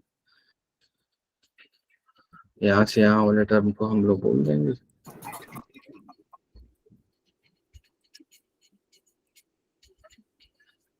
इसको हम लोग बोल देंगे कि ये वाला टर्म यहाँ से यहाँ तक क्या है, यही तो तुम्हारा रेंज है, प्रोजेक्टाइल मोशन आर। तो ये सब फाइंड करना है, रेंज क्या होगा, मैक्सिमम रेंज क्या होगा, ये सब फाइंड करना है। तो अब तो ये जस्ट लाइक ये प्रोजेक्टाइल मोशन हो गया। वेलोसिटी मालूम अगर है तुमको अंडर रूट 2gh, तो रेंज नहीं बता सकते हो, बता सकते हो, बोलो। हाँ सर। तो उससे ही कर लो, जल्दी वाले से कर लो, जल्दी वाला हम लोग जानते हैं काम करना। जल्दी वाला ये हो गया कि ये यहाँ से यहाँ चला गया कितना, v मल्टीप्लाई टी, और उतना ही नीचे आएगा। नीचे कितना आ जाएगा, हाफ जी टी स्क्वायर। ये सब याद है ना तुम लोग को, और यही हो गया तुम्हारा रेंज। याद है ना ये सब? Yes sir. तो ये कर लिया हमने ऐसे। प्रोजेक्टाइल मोशन ऐसे था एक्सोल वाला, और ये है तुम्हारा कैपिटल एच। तो यहाँ से हम बता सकते हैं कि टाइम कितना लगेगा। तो यहाँ हो गया half G T square equal to H. तो कोई भी बता सकता है कि टी क्या हो जाएगा फिर, 2h बाई जी का रूट अंडर। ये हो गया टाइम, 2h बाई जी का रूट अंडर। तो रेंज कितना हो जाएगा, रेंज आर हो जाएगा v मल्टीप्लाई टी, और v क्या है, अंडर रूट 2gh, और मल्टीप्लाई टाइम क्या आ गया, 2h बाई जी, दोनों रूट अंडर के साथ। दोनों रूट अंडर के साथ अगर आ गया तो r का वैल्यू यहाँ से हम बोल सकते हैं कि 2gh, और दोनों को अंदर भेज दो, 2h बाई जी, और उसी का क्या है, रूट अंडर। तो जी चला गया। अब r का वैल्यू दिख रहा है हम लोगों को कि 4 आ गया, तो 4 का रूट अंडर क्या हो जाएगा, 2 बाहर आ गया, h multiply h, small h multiply capital H, small h multiply capital H। इस अब रूट अंडर 2 से 2 बाहर आ जाएगा, ये हो जाएगा तुम्हें। ये क्लियर? हाँ सर। ऐसे याद रखना कि इसी को थोड़ा मैं ऐसे कर देता हूँ रिजल्ट के फॉर्म में, इसको ऐसे याद रखना रिजल्ट के फॉर्म में। यहाँ पे लिख देता हूँ एक रिजल्ट का फॉर्म। अगर मान लो यही है तुम्हारा,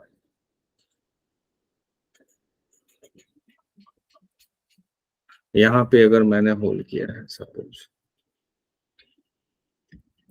सपोज यहाँ पे होल किया है,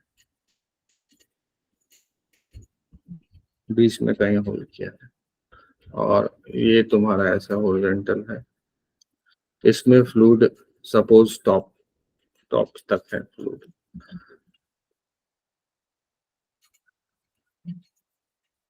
पूरा भर दिया है, या फिर जो फ्लूइड हाइट है वो कैपिटल एच है, फ्लूइड हाइट है वो कैपिटल एच है। सपोज फ्लूइड का जो यहाँ से यहाँ तक हाइट है वो कैपिटल एच लेंगे,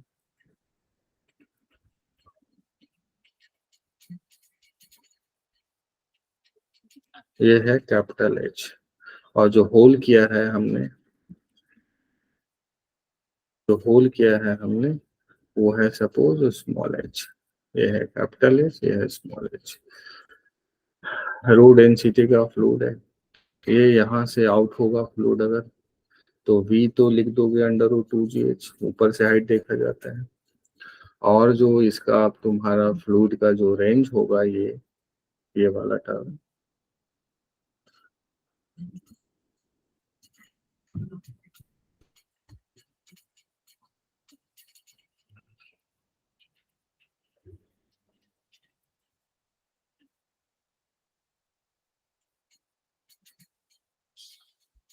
सपोज ये जो रेंज आया तुम्हारा, ये जो आर लिखोगे अब, ये आर क्या है, तो यहाँ पे जो तुम्हारा एच था, देख रहे हो ना यहाँ कैपिटल एच, वो यहाँ पे क्या है, एच माइनस एच है। H minus H. अगर उसको यहाँ देखो तो ये वाला क्या है, एच माइनस एच है। तो वेलोसिटी तो ये लिख दिया है, इसमें कोई दिक्कत नहीं है। जो रेंज होगा वो हो जाएगा 2 बाहर, एक हाइट ऊपर से और एक हाइट नीचे से, एक हाइट ऊपर से उस पोजीशन का और एक हाइट नीचे से उस पोजीशन का रूट अंडर, यही हो जाएगा रेंज। नहीं होगा? बोलो। हाँ उसी सर। से कंपेयर कर लो, यहाँ पे भी उसी से कंपेयर कर लिया, क्योंकि अब जब फ्लूइड आउट हो गया ना, फ्लूइड जब बाहर निकल रहा है ना यहाँ से, तो फिर इस वाले से कोई मतलब नहीं है उसको, बस इससे मतलब है। और इसको किससे मतलब है? इसको मतलब है इससे। तो हमने उसी तरह यहाँ यहाँ का जो है वो इससे मतलब है, तो हमने ये तो दे दिया इसको। लेकिन जब आउट हो रहा है तो फिर इससे मतलब है क्या? नहीं, फिर ये कितने हाइट पे है इससे मतलब है। और ये अगर एच हाइट था तो ये देखो यहाँ क्या आया था, 2 टाइम्स फ्लूइड के ऊपर, जो जहां से आउट हो रहा है उसके ऊपर कितना फ्लूइड है, और फिर आउट हो रहा है उसके नीचे कितना पोजीशन है। तो इसके नीचे कितना पोजीशन है? H-H, और उसके ऊपर जितना से फ्लूइड आ रहा था वो कितना था? H। तो यही हमने इसको ऐसे लिख दिया। तो इसको ऐसे लिखो या ऐसे लिखो, एक ही बात है। तो ये रिजल्ट है, इसको याद रखना है। अब अगर मैक्सिमम क्या हो, जैसे यही अगर हमको रेंज को मैक्सिमाइज करना है, दोनों में, ऊपर में या नीचे वाले में, जो भी देख रहे हो उसको भी, कि कहाँ पे होल्ड करे, एच का वैल्यू क्या हो, forward value of H range will be maximum. अगर कोई ये पूछ दे यहीं पे हमसे कि फॉरवर्ड वैल्यू ऑफ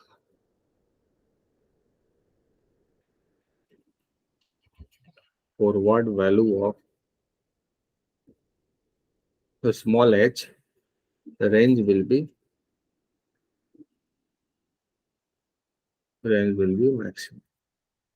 तो फिर मैक्सिमम मिनिमा का केस है, डिफरेंशिएट।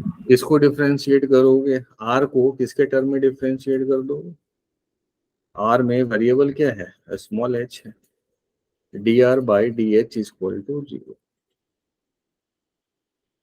तो आर को डिफरेंशिएट करो या टू आर स्क्वायर को कर दो, तो आर स्क्वायर को कर, जैसे आर स्क्वायर करोगे जल्दी हो जाएगा।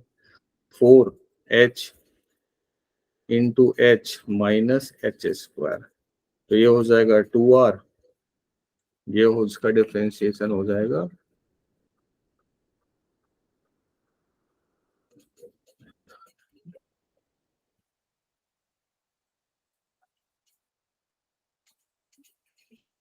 इसका डिफरेंशिएशन हो जाएगा 2r और D R by D H, और यहाँ D R by D H करोगे तो 4 टाइम्स एच और माइनस 4 तो रहेगा, 4 to 8 times H equal to 0।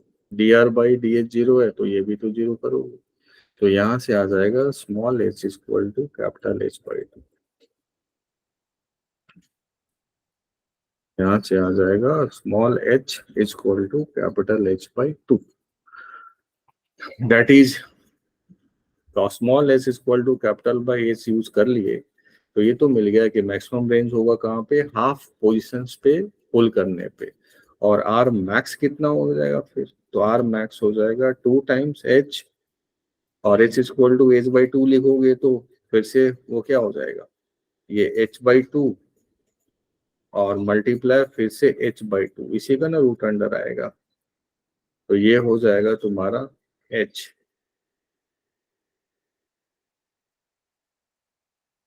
वो सुधार लो इसको, थोड़ा गड़बड़।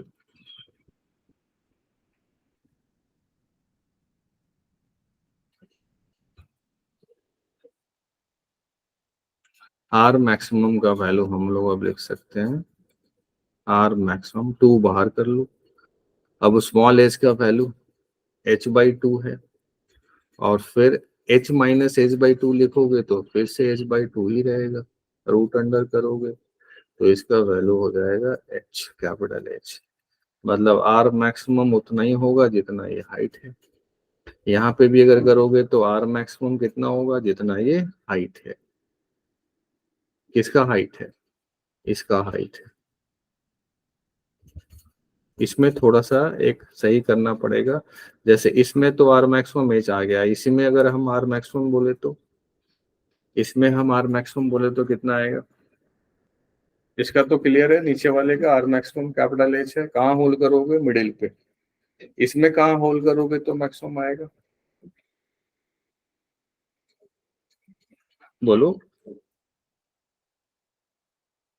सर उन दोनों का हाफ वे, मतलब हाँ, स्मॉल एच ऊपर से और हाँ कैपिटल एच सही नीचे पकड़े से। हो। फॉर आर मैक्सिमम, इसीलिए मैं दोनों लिख दिया हूँ। फॉर आर मैक्सिमम जो पोजीशन ऑफ होल जो होगा, पोजीशन ऑफ होल वो हो जाएगा small H plus capital H divide by 2। दोनों का सम करेंगे और दोनों का सम करके उसका हाफ वाले पोजीशन पे होल करने पे मैक्सिमम आएगा। मिडिल पे होल कर दोगे तो ही मैक्सिमम आएगा।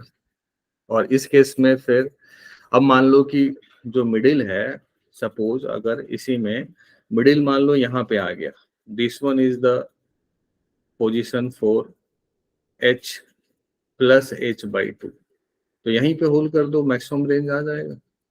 लेकिन अगर तुमको मालूम चला कि हाफ किया और हाफ हमारा यहाँ पे आ गया, यहाँ पे आ गया, small H plus H by 2 यहाँ आ गया, तो इस केस में यहाँ तो अब कुछ है नहीं ना कि होल करोगे, है क्या?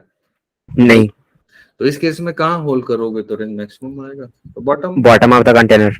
हाँ, यहाँ से जैसे जैसे नीचे लाओगे ना, जैसे मतलब ये देखो एक और रिजल्ट है यहाँ पे कि अगर तुम यहाँ से, जैसे मैं इसी को एक बार कॉपी कर लेता हूँ,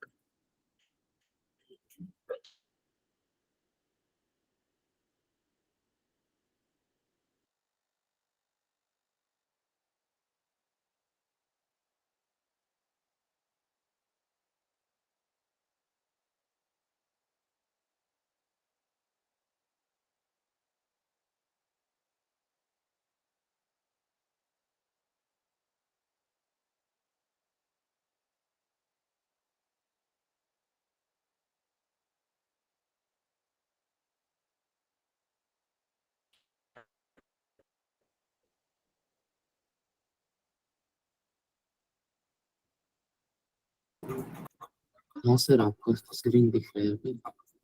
स्क्रीन दिख रहा है कि नहीं दिख रहा है? हाँ सर। सर आपका लाइट वापस आ गया क्या? हाँ, लाइट वापस आ गया,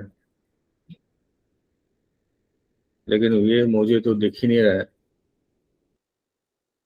अभी तक दिख रहा है you lost your network connection. Network connection तो आ गया, फिर ऐसा करेंगे, एक बार रिफ्रेश कर दे क्या?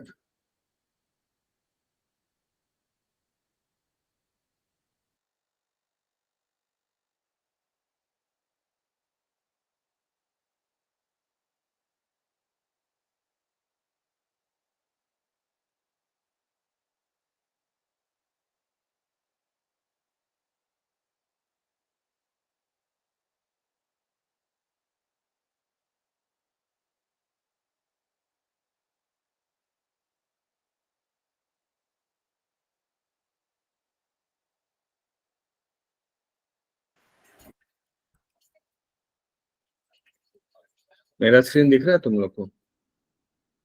हाँ सर। हाँ सर, दिख रहा है। हाँ, अभी ठीक हो गया।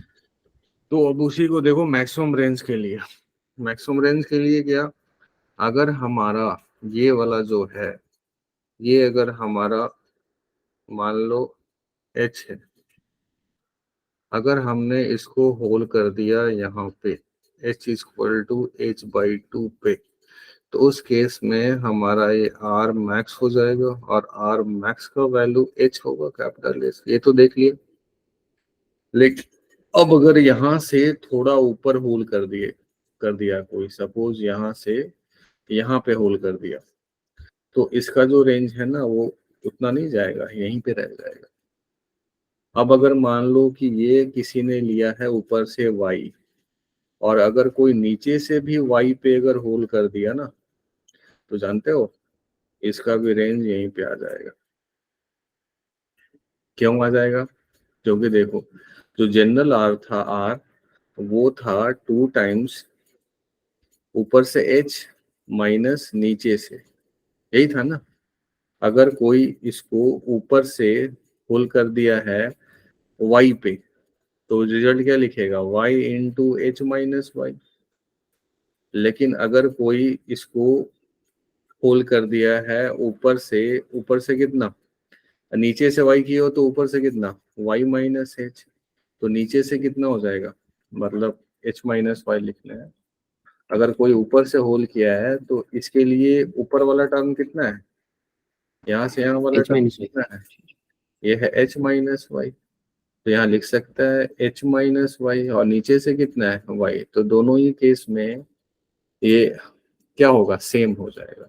तो इसका भी रेंज और इसका भी रेंज सेम है, लेकिन h/2 वाले तक का किसी का नहीं जाएगा, उससे सबका छोटा ही आएगा।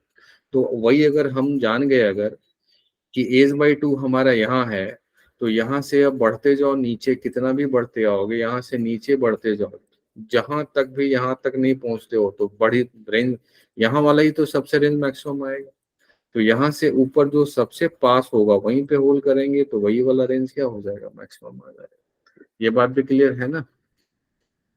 हाँ सर। और ये वाला रिजल्ट ऐसे याद रखोगे कि R is equal to 2 times H, ये वाला H है, और ये H माइनस H नीचे वाला H है। या टूल पे रहे, टूल पे भी रहे तो देखो ये वही है, 2 टाइम्स RH, H कौन वाला है, फ्लूइड का हाइट है, और ये H क्या है, जहां पे होल की हो वहां से नीचे फ्लूइड है या नहीं है, वो वाला हाइट कितना है वो देखना है ऐसे। और रेंज में भी आएगा, जैसे रेंज में तो ये वाला टर्म यहाँ आएगा। अब इसमें मैक्सिमम रेंज कहाँ आएगा, तो ये H प्लस h/2 अब जहाँ पे आ जाए, मान लो कि इधर आ गया तो यहीं होल्ड कर दो, ये मैक्सिमम रेंज आ जाएगा। या अगर नीचे आ गया यहाँ तो फिर यहाँ पे होल्ड कर दो, उस केस में रेंज मैक्सिमम आएगा। फिर ये भी जान जाओ कि अगर ऊपर से y डेप्थ पे होल्ड करो या नीचे से y हाइट पे होल्ड करो, दोनों का रेंज क्या होगा, सेम होगा। R1 R2 दोनों का वैल्यू सेम होगा। तो ये बात भी क्लियर है फ्लक्स को लेके। तो ये सब पूछता हाँ है, टेबल पे दे देगा, कभी कभी कुछ और दे देगा, लिफ्ट में रख देगा, तो जी की जगह क्या लिखोगे, G effective. G effective. V हो जाएगा √2 जी इफेक्टिव। लिफ्ट दे देगा तो वी हो जाएगा √2 जी इफेक्टिव। तो बर्नौली का यहाँ तक क्लियर है। अब इसमें आएगा हाँ टाइम टू इम्पिटी, कितने टाइम में अगर होल कर देंगे हम बॉटम में तो कितने टाइम में इम्पिटी हो जाएगा। तो एक बार उसको भी देख लो, टाइम टू इम्पिटी। इसके बाद वेंचुरी मीटर है एक, उसको देख लो, तो बर्नौलिस हो जाएगा। फिर 2-4 प्रॉब्लम देख लो, डिफरेंट डिफरेंट प्रेशर का अगर है तो क्या करोगे, फिर उसको देख लो। फिर सरफेस टेंशन सेकंड, इसके बाद वाला जो राउंड आएगा वो सरफेस टेंशन का आएगा। तो आई थिंक ये साथ चौथा क्लास है नहीं फ्लूइड का। हाँ सर। हाँ, तो अब इसी में इसका हम लोग टाइम टू इम्पिटी का काम कर लेते हैं। इसी में हम लोग टाइम टू इम्पिटी वाला काम कर लें, कितने टाइम में ये इम्पिटी हो जाएगा, ऐसा भी पूछता है। टाइम टू एम्प्टी, कितने टाइम में ये खाली हो जाएगा, तो उसको भी देख लो। तो सपोज यही वाला ले लो, बॉटम में ही होल कर देते हैं, बॉटम में होल वाला लिए थे ना, इसको ले लो।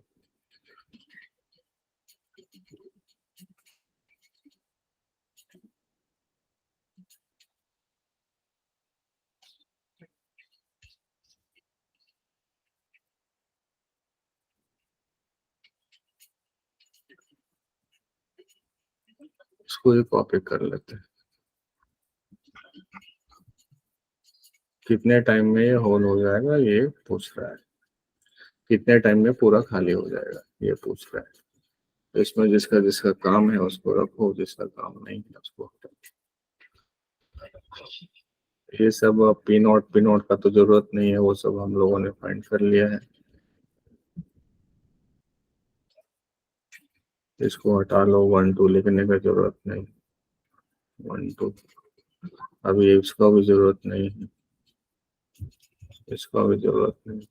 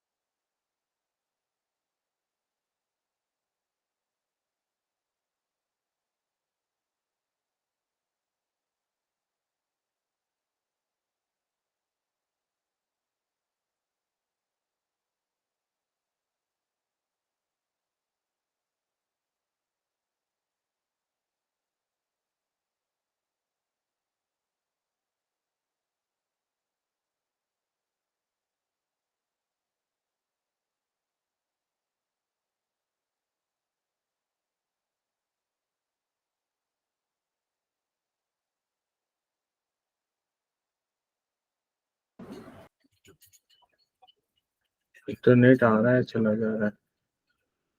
अभी हो सब लोग दिख रहा है तो हाँ सर दिख रहा है।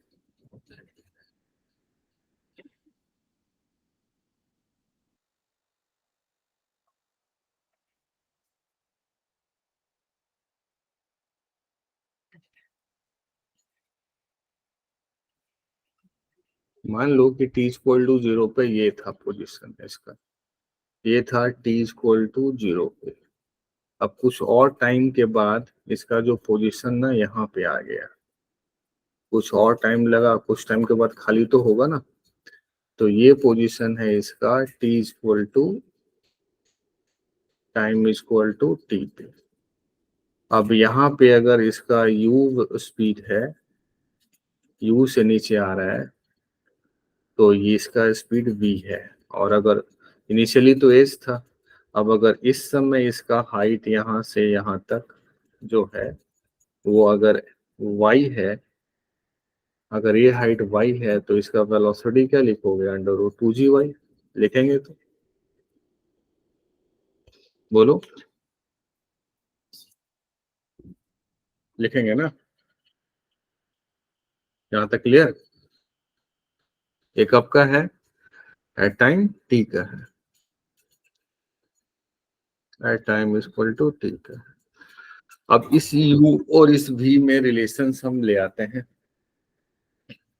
इस u और v में हम रिलेशंस ले आते हैं। एरिया वाइज भी अगर पूछेगा तो एरिया वाइज भी कर लेंगे। तो मान लो यहाँ का एरिया a है और यहाँ का एरिया स्मॉल। तो इस a और b इसमें रिलेशन हम ऐसे ले आ सकते हैं इक्वेशन ऑफ कंटिन्यूटी से, a times u equal to small a times b। ये हो गया हमारा पहला। और दूसरा कांस्टेंट मोशन से भी हम ला सकते हैं। अगर ये y है तो ये वाला हाइट कितना हो जाएगा? h minus Y, h minus Y रहेगा। तो ये u है क्या? u कुछ नहीं, u है तुम्हारा d by D T of what? h minus U, h minus Y. तो यहाँ से u क्या लिखोगे? यहाँ से u लिख सकते हो D H by D T तो 0 हो गया और minus D Y by D T. Y time के साथ घट रहा है तो u की जगह हम minus D Y by D T लिख सकते हैं, आराम से लिख सकते हैं ना। u पॉजिटिव है और D Y by D T क्या है? निगेटिव है, तो minus D Y by D T. क्योंकि ये वाला जो y देख रहे हो यहाँ पे, ये वाला जो y देख रहे हो, ये y टाइम के साथ क्या हो रहा है? कम हो रहा है। तो ये जितने रेट से कम हो रहा है वही तो u है, वो सीधे भी लिख सकते थे कांस्टेंट मोशन से। ठीक है, यहाँ तक तो। हाँ सर। तो अब हम क्यों कर रहे हैं वो देखो, अब ये लाइन से क्लियर हो जाएगा तुम लोग को। वो इसलिए कर रहे हैं कि सबसे पहले तो लिख दिया A U equal to A V. अब ए यू जो है वो स्मॉल ए वी, और वी को तो मालूम है under root 2g Y.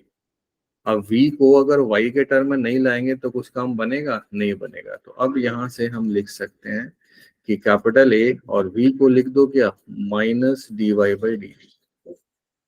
You को लिख दिया is equal to A times 2g को रूट में ले आओ और इधर y का पावर हाफ कर दो, कोई दिक्कत नहीं। अब हम यहाँ टाइम को y के टर्म में आराम से ले आके इंटीग्रेट कर सकते हैं ना। तो अब इसको ऐसे बना लो, this implies D Y, minus रखना है तो इधर ही रख लो, तो y का पावर माइनस हाफ कर दो का इंटीग्रेशन इज इक्वल टू, अब इधर ले आओ, इधर क्या हो गया? a बाई ए और रूट अंडर 2g इधर ही रख लो और मल्टीप्लाई क्या? dt इंटीग्रेशन t जीरो पे y क्या था? t जीरो पे y तो h था, और t पे y है, या कैपिटल टी कर दोगे तो y क्या हो जाएगा? 0। तो अभी t पे y को y मान लेते हैं हम लोग। कैपिटल टी टाइम में इम्पीडी होगा तो कैपिटल टी टाइम में y का वैल्यू फिर क्या बोल देंगे? 0 हो जाएगा। तो अभी t को y के टर्म में ले आओ और y हम बॉटम से ले रहे हैं, याद रखना कभी टॉप से भी पूछता है और कभी बॉटम से भी पूछता है। तो अब इसका इंटीग्रेशन हम लोग आराम से कर सकते हैं। तो y का पावर माइनस हाफ का इंटीग्रेशन हो जाएगा y का power half divide by half, -1 +1 तो हाफ हो जाएगा, तो माइनस तो 2 इधर आ जाएगा, और y का पावर हाफ मतलब रूट अंडर y कर दोगे। लोअर लिमिट है h और अपर लिमिट है y, और इधर आ जाएगा क्या, a √2g एक साथ रख दो डिवाइड बाय कैपिटल है, और इधर क्या आ गया, टाइम आ गया। तो अगर टाइम को अगर देखोगे तो माइनस को अंदर भेजना है, तो 2 टाइम्स माइनस को अंदर ही भेज दो, तो 2 times root under H minus root under Y, minus को अंदर भेज दिया हमने, तो 2 टाइम्स नहीं ए है ना यहाँ पे, ये हो गया ए टाइम्स √2 को अलग कर दो और √g को अलग कर दो बाई कैपिटल ए और टी। अब यहाँ से हम जनरलाइज टाइम लिख सकते हैं, √2 से √2 चला गया तो बचा क्या, √2 टाइम्स √2 डिवाइड बाई ए, और जी रूट में आ जाएगा, तो रूट जी में ऐसे लिख दो, और ए किधर चला जाएगा, ए तो ऊपर जाएगा ना, कैपिटल ए ऊपर जाएगा और स्मॉल ए नीचे आएगा, तो इसको और अच्छा से लिख दो, इसको लिख दो ऐसे 2/g, ये आ गया रूट में, ये ठीक है, और फिर मल्टीप्लाई ये capital A by small A हो जाएगा, और फिर हो जाएगा ये bracket term root under H minus root under Y, ये टी टाइम में है। अगर कोई टाइम टू इम्पिटी पूछे तो टाइम टू इम्पिटी सीधे टाइम टू इम्पिटी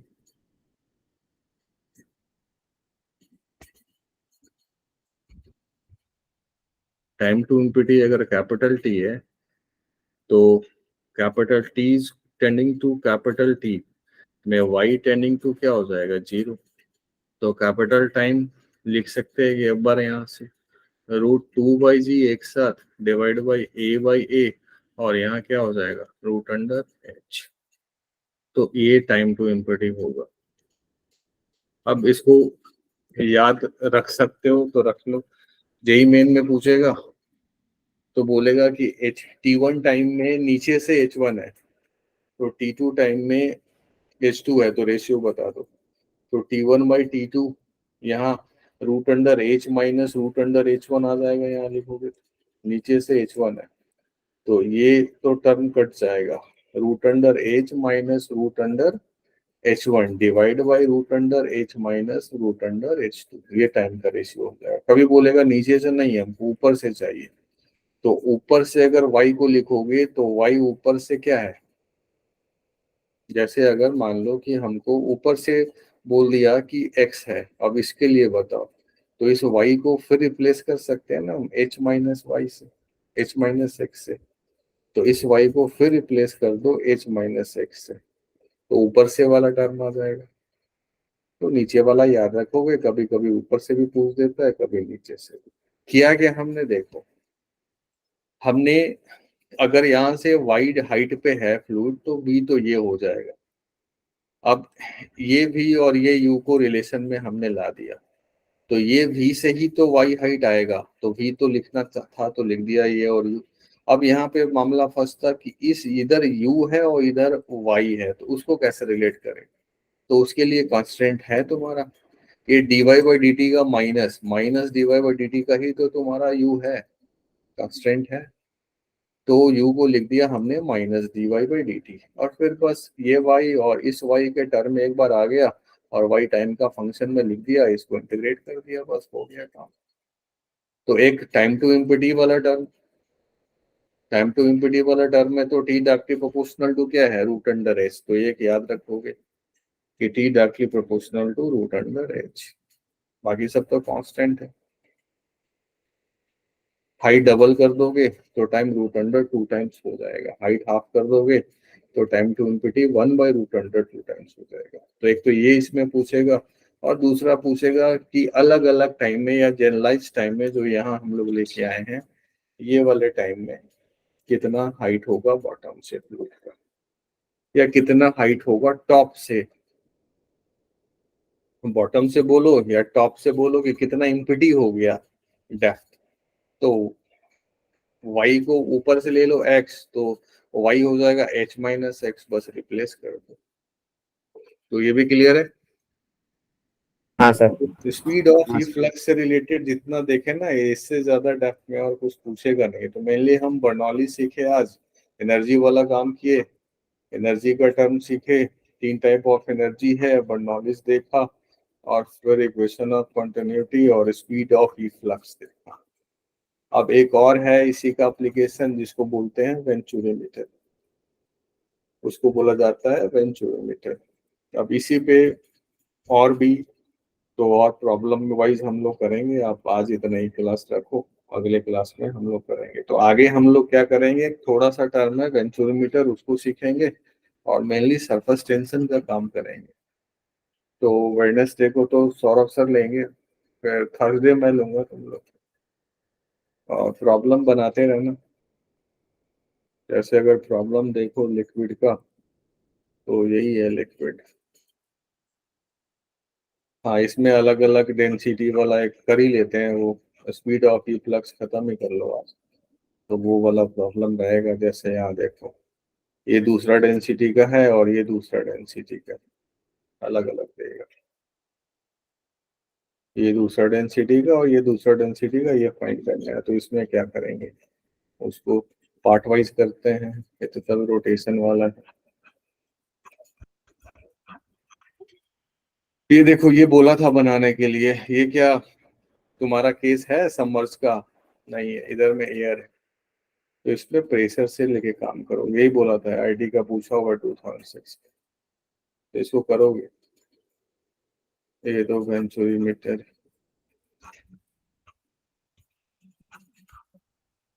तो टेंशन इसमें बॉइंसी का है। देखो ये बॉइंसी का है, टेंशन लगाना है तुम्हारा।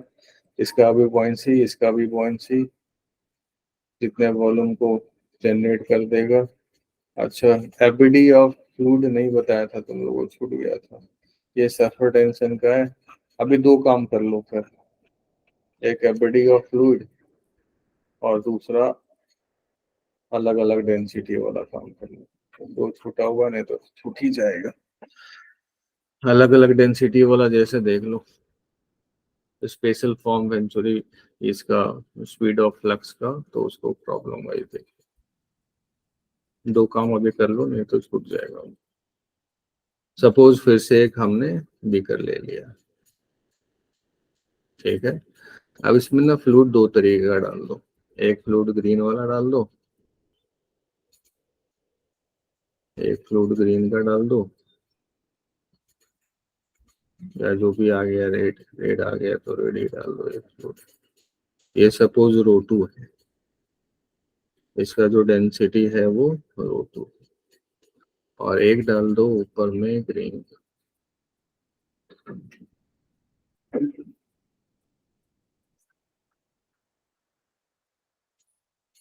ये ग्रीन का डाल दो। अब इसका जो हाइट है ना, इसका जो हाइट है यहाँ से यहाँ, वो सपोज कर लो कि h1 है, h1 है।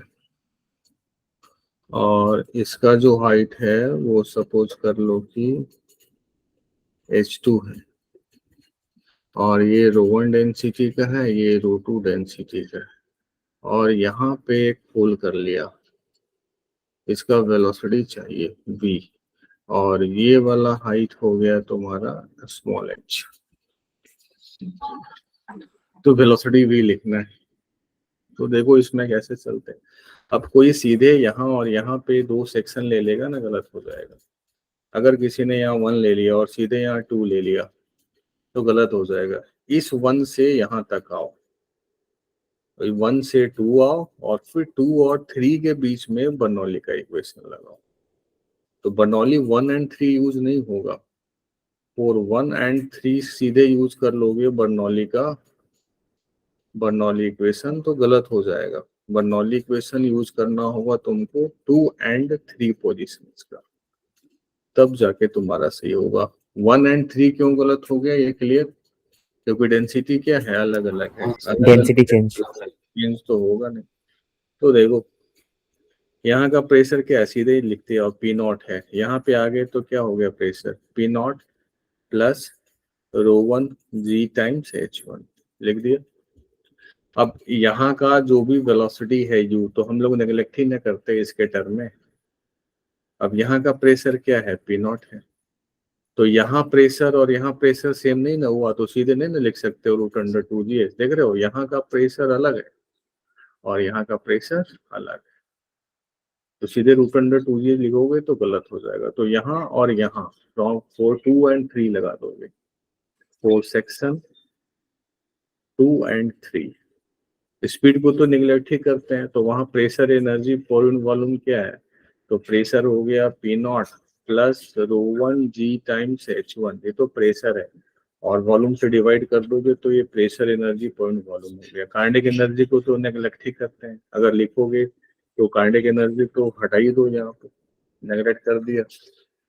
तो अब पोटेंशियल एनर्जी किसका, इस वाले फ्लूइड का, तो उस वाले फ्लूइड का पोटेंशियल एनर्जी कितना है, ρ2, क्योंकि mgh डिवाइड बाय वॉल्यूम, तो मास बाय वॉल्यूम क्या हो गया, मास बाय वॉल्यूम हो गया ρgh, तो ρ2 टाइम्स g, और हाइट कितना है, ये रेफरेंस लेवल ले लो हाइट के लिए, तो यहाँ से हाइट कितना है, h है, तो ये आ गया तुम्हारा 2 का एनर्जी इज इक्वल टू, अब 1 3 का एनर्जी, तो वहां पे प्रेशर एनर्जी पॉइंट वॉल्यूम में v नॉट, और काइनेटिक एनर्जी पॉइंट, कौन सा फ्लूइड बाहर निकल रहा है, ρ2 का, तो ρ2 टाइम्स v²। अब यहाँ से हमारा v फाइंड आउट कर ले। अगर तुम्हारा ρ2 इज इक्वल टू 2 टाइम्स ρ1 है, तो यहाँ पे वैल्यू मेड करके हमारा फाइंड आउट हो जाएगा आसानी से। समझ गए क्या करना है इसमें? फिर हाँ सर। सीधे नहीं लगा सकते हो, सीधे लगाओगे तो गलत हो जाएगा। एक और जो पहले का था, छूट गया था हम लोग को, एबिलिटी ऑफ फ्लूइड, उसको देखिए।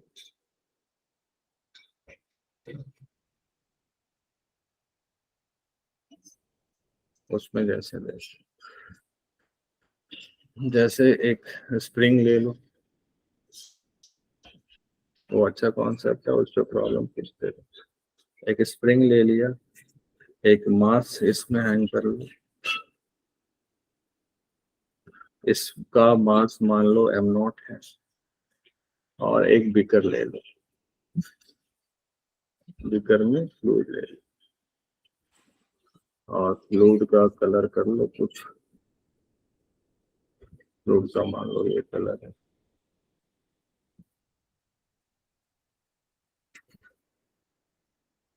फ्लूइड का ये कलर। अब क्या करो कि इसको एक वेइंग मशीन पे रख दो, एक वेइंग मशीन है यहाँ, वेइंग मशीन है।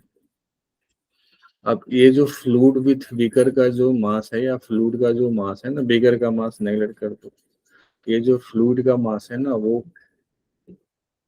कैपिटल है, फ्लूइड मास जो है वो कैपिटल है, और बीकर का मास नहीं है,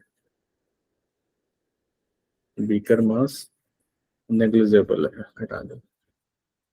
तो हमको फाइंड करना है, find reading of weighing machine, reading of weighing machine, reading of weighing machine find करना है। तो देखो इसमें, हाँ, साथ में जो इसका डेंसिटी है, बॉडी का डेंसिटी मान लो, ये मान लो कि वाटर है, और ये डेंसिटी ऑफ बॉडी है। अब डेंसिटी ऑफ बॉडी जो है वो greater than density of water है, तो किधर जाएगा, नीचे जाएगा। फिर नीचे जाएगा तो स्प्रिंग में क्या होगा, इलोंगेशन होगा। यही अगर उल्टा करता, density of body is less than the density of water, तो बॉडी किधर जाता, ऊपर जाता है। ये सब समझते हो ना, हाई डेंसिटी वाला नीचे जाता है और लोअर डेंसिटी वाला ऊपर जाता है। तो अगर ये हायर है तो आप इस ब्लॉक का एबिडी बना लो, ब्लॉक का एबिडी में m0g किधर लगेगा, नीचे। स्प्रिंग किधर फोर्स लगा रहा होगा, ऊपर, ये x लगा दो। बॉइंसी भी तो लगेगा, नहीं, बॉइंसी लगा दो। और कोई फोर्स बचा क्या ब्लॉक में, नहीं बचा क्या, नहीं। अब अगर बीकर का एबिडी बनाओगे, इस बीकर का एफबीडी बनाओगे फ्लूइड के साथ, तो buoyancy होगी। अब अगर इस बीकर का एफबीडी बनाओगे फ्लूइड के साथ तो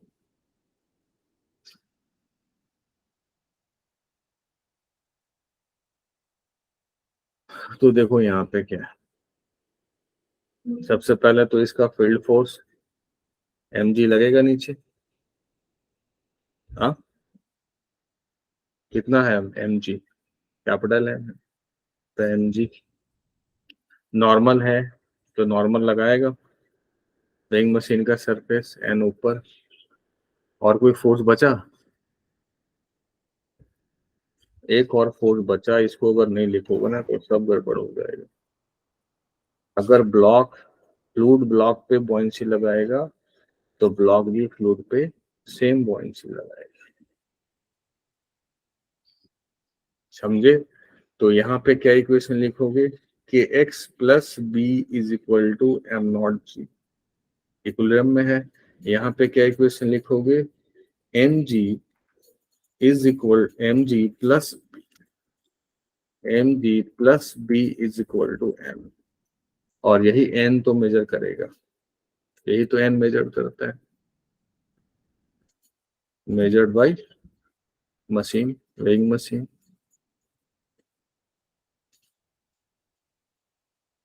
तो कितना मेजर करेगा, mg सिर्फ नहीं मेजर करेगा, mg प्लस buoyancy जितना लगेगा उसमें और ऐड हो जाएगा। कोई सोचेगा क्या कि नहीं mg प्लस m नॉट जी ये दोनों मेजरमेंट करेगा, वो भी गलत हो जाएगा। नहीं, ये जो मेजरमेंट करेगा फ्लूइड और बीकर के मास के साथ एंड प्लस buoyancy को भी ऐड करके मेजरमेंट करेगा। तो ये याद रखना कि अगर कोई फ्लूइड ब्लॉक पे अगर buoyancy लगाता है तो ब्लॉक भी action reaction pair wise fluid पे buoyancy लगाता है। तो this one is the buoyancy applied by, ये रिएक्शन के फॉर्म में, ये रिएक्शन के फॉर्म में, रिएक्शन बाय ब्लॉक। किसका रिएक्शन, रिएक्शन ऑफ buoyancy। तो जितना फ्लूइड ब्लॉक पे buoyancy लगाया उतना ही ब्लॉक भी फ्लूइड पे buoyancy लगाएगा। ये भी कॉन्सेप्ट क्लियर है? सर इसमें ऐसा लिख सकते हैं normal plus spring force is equal to capital M plus m nought का होल जी, इसमें उसका FBD में इसके एफबीडी में बोलो, भी ऐसे ब्लॉक इसके के एफबीडी में, रिस्पेक्ट में, इसके एफबीडी में या इसके एफबीडी में? बीकर में, बीकर में, दोनों का मिला बीकर के एफबीडी में क्या लिखना है बोलो? अच्छा नहीं सर, वो तो दोनों मिलाकर हो जाएगा ना। नहीं, फिर तो दोनों को मिला के अगर लिखोगे तब ना होगा। अभी तो बीकर और फ्लूइड का एफबीडी में इसका मास कहाँ से दिखेगा, दिखेगा क्या?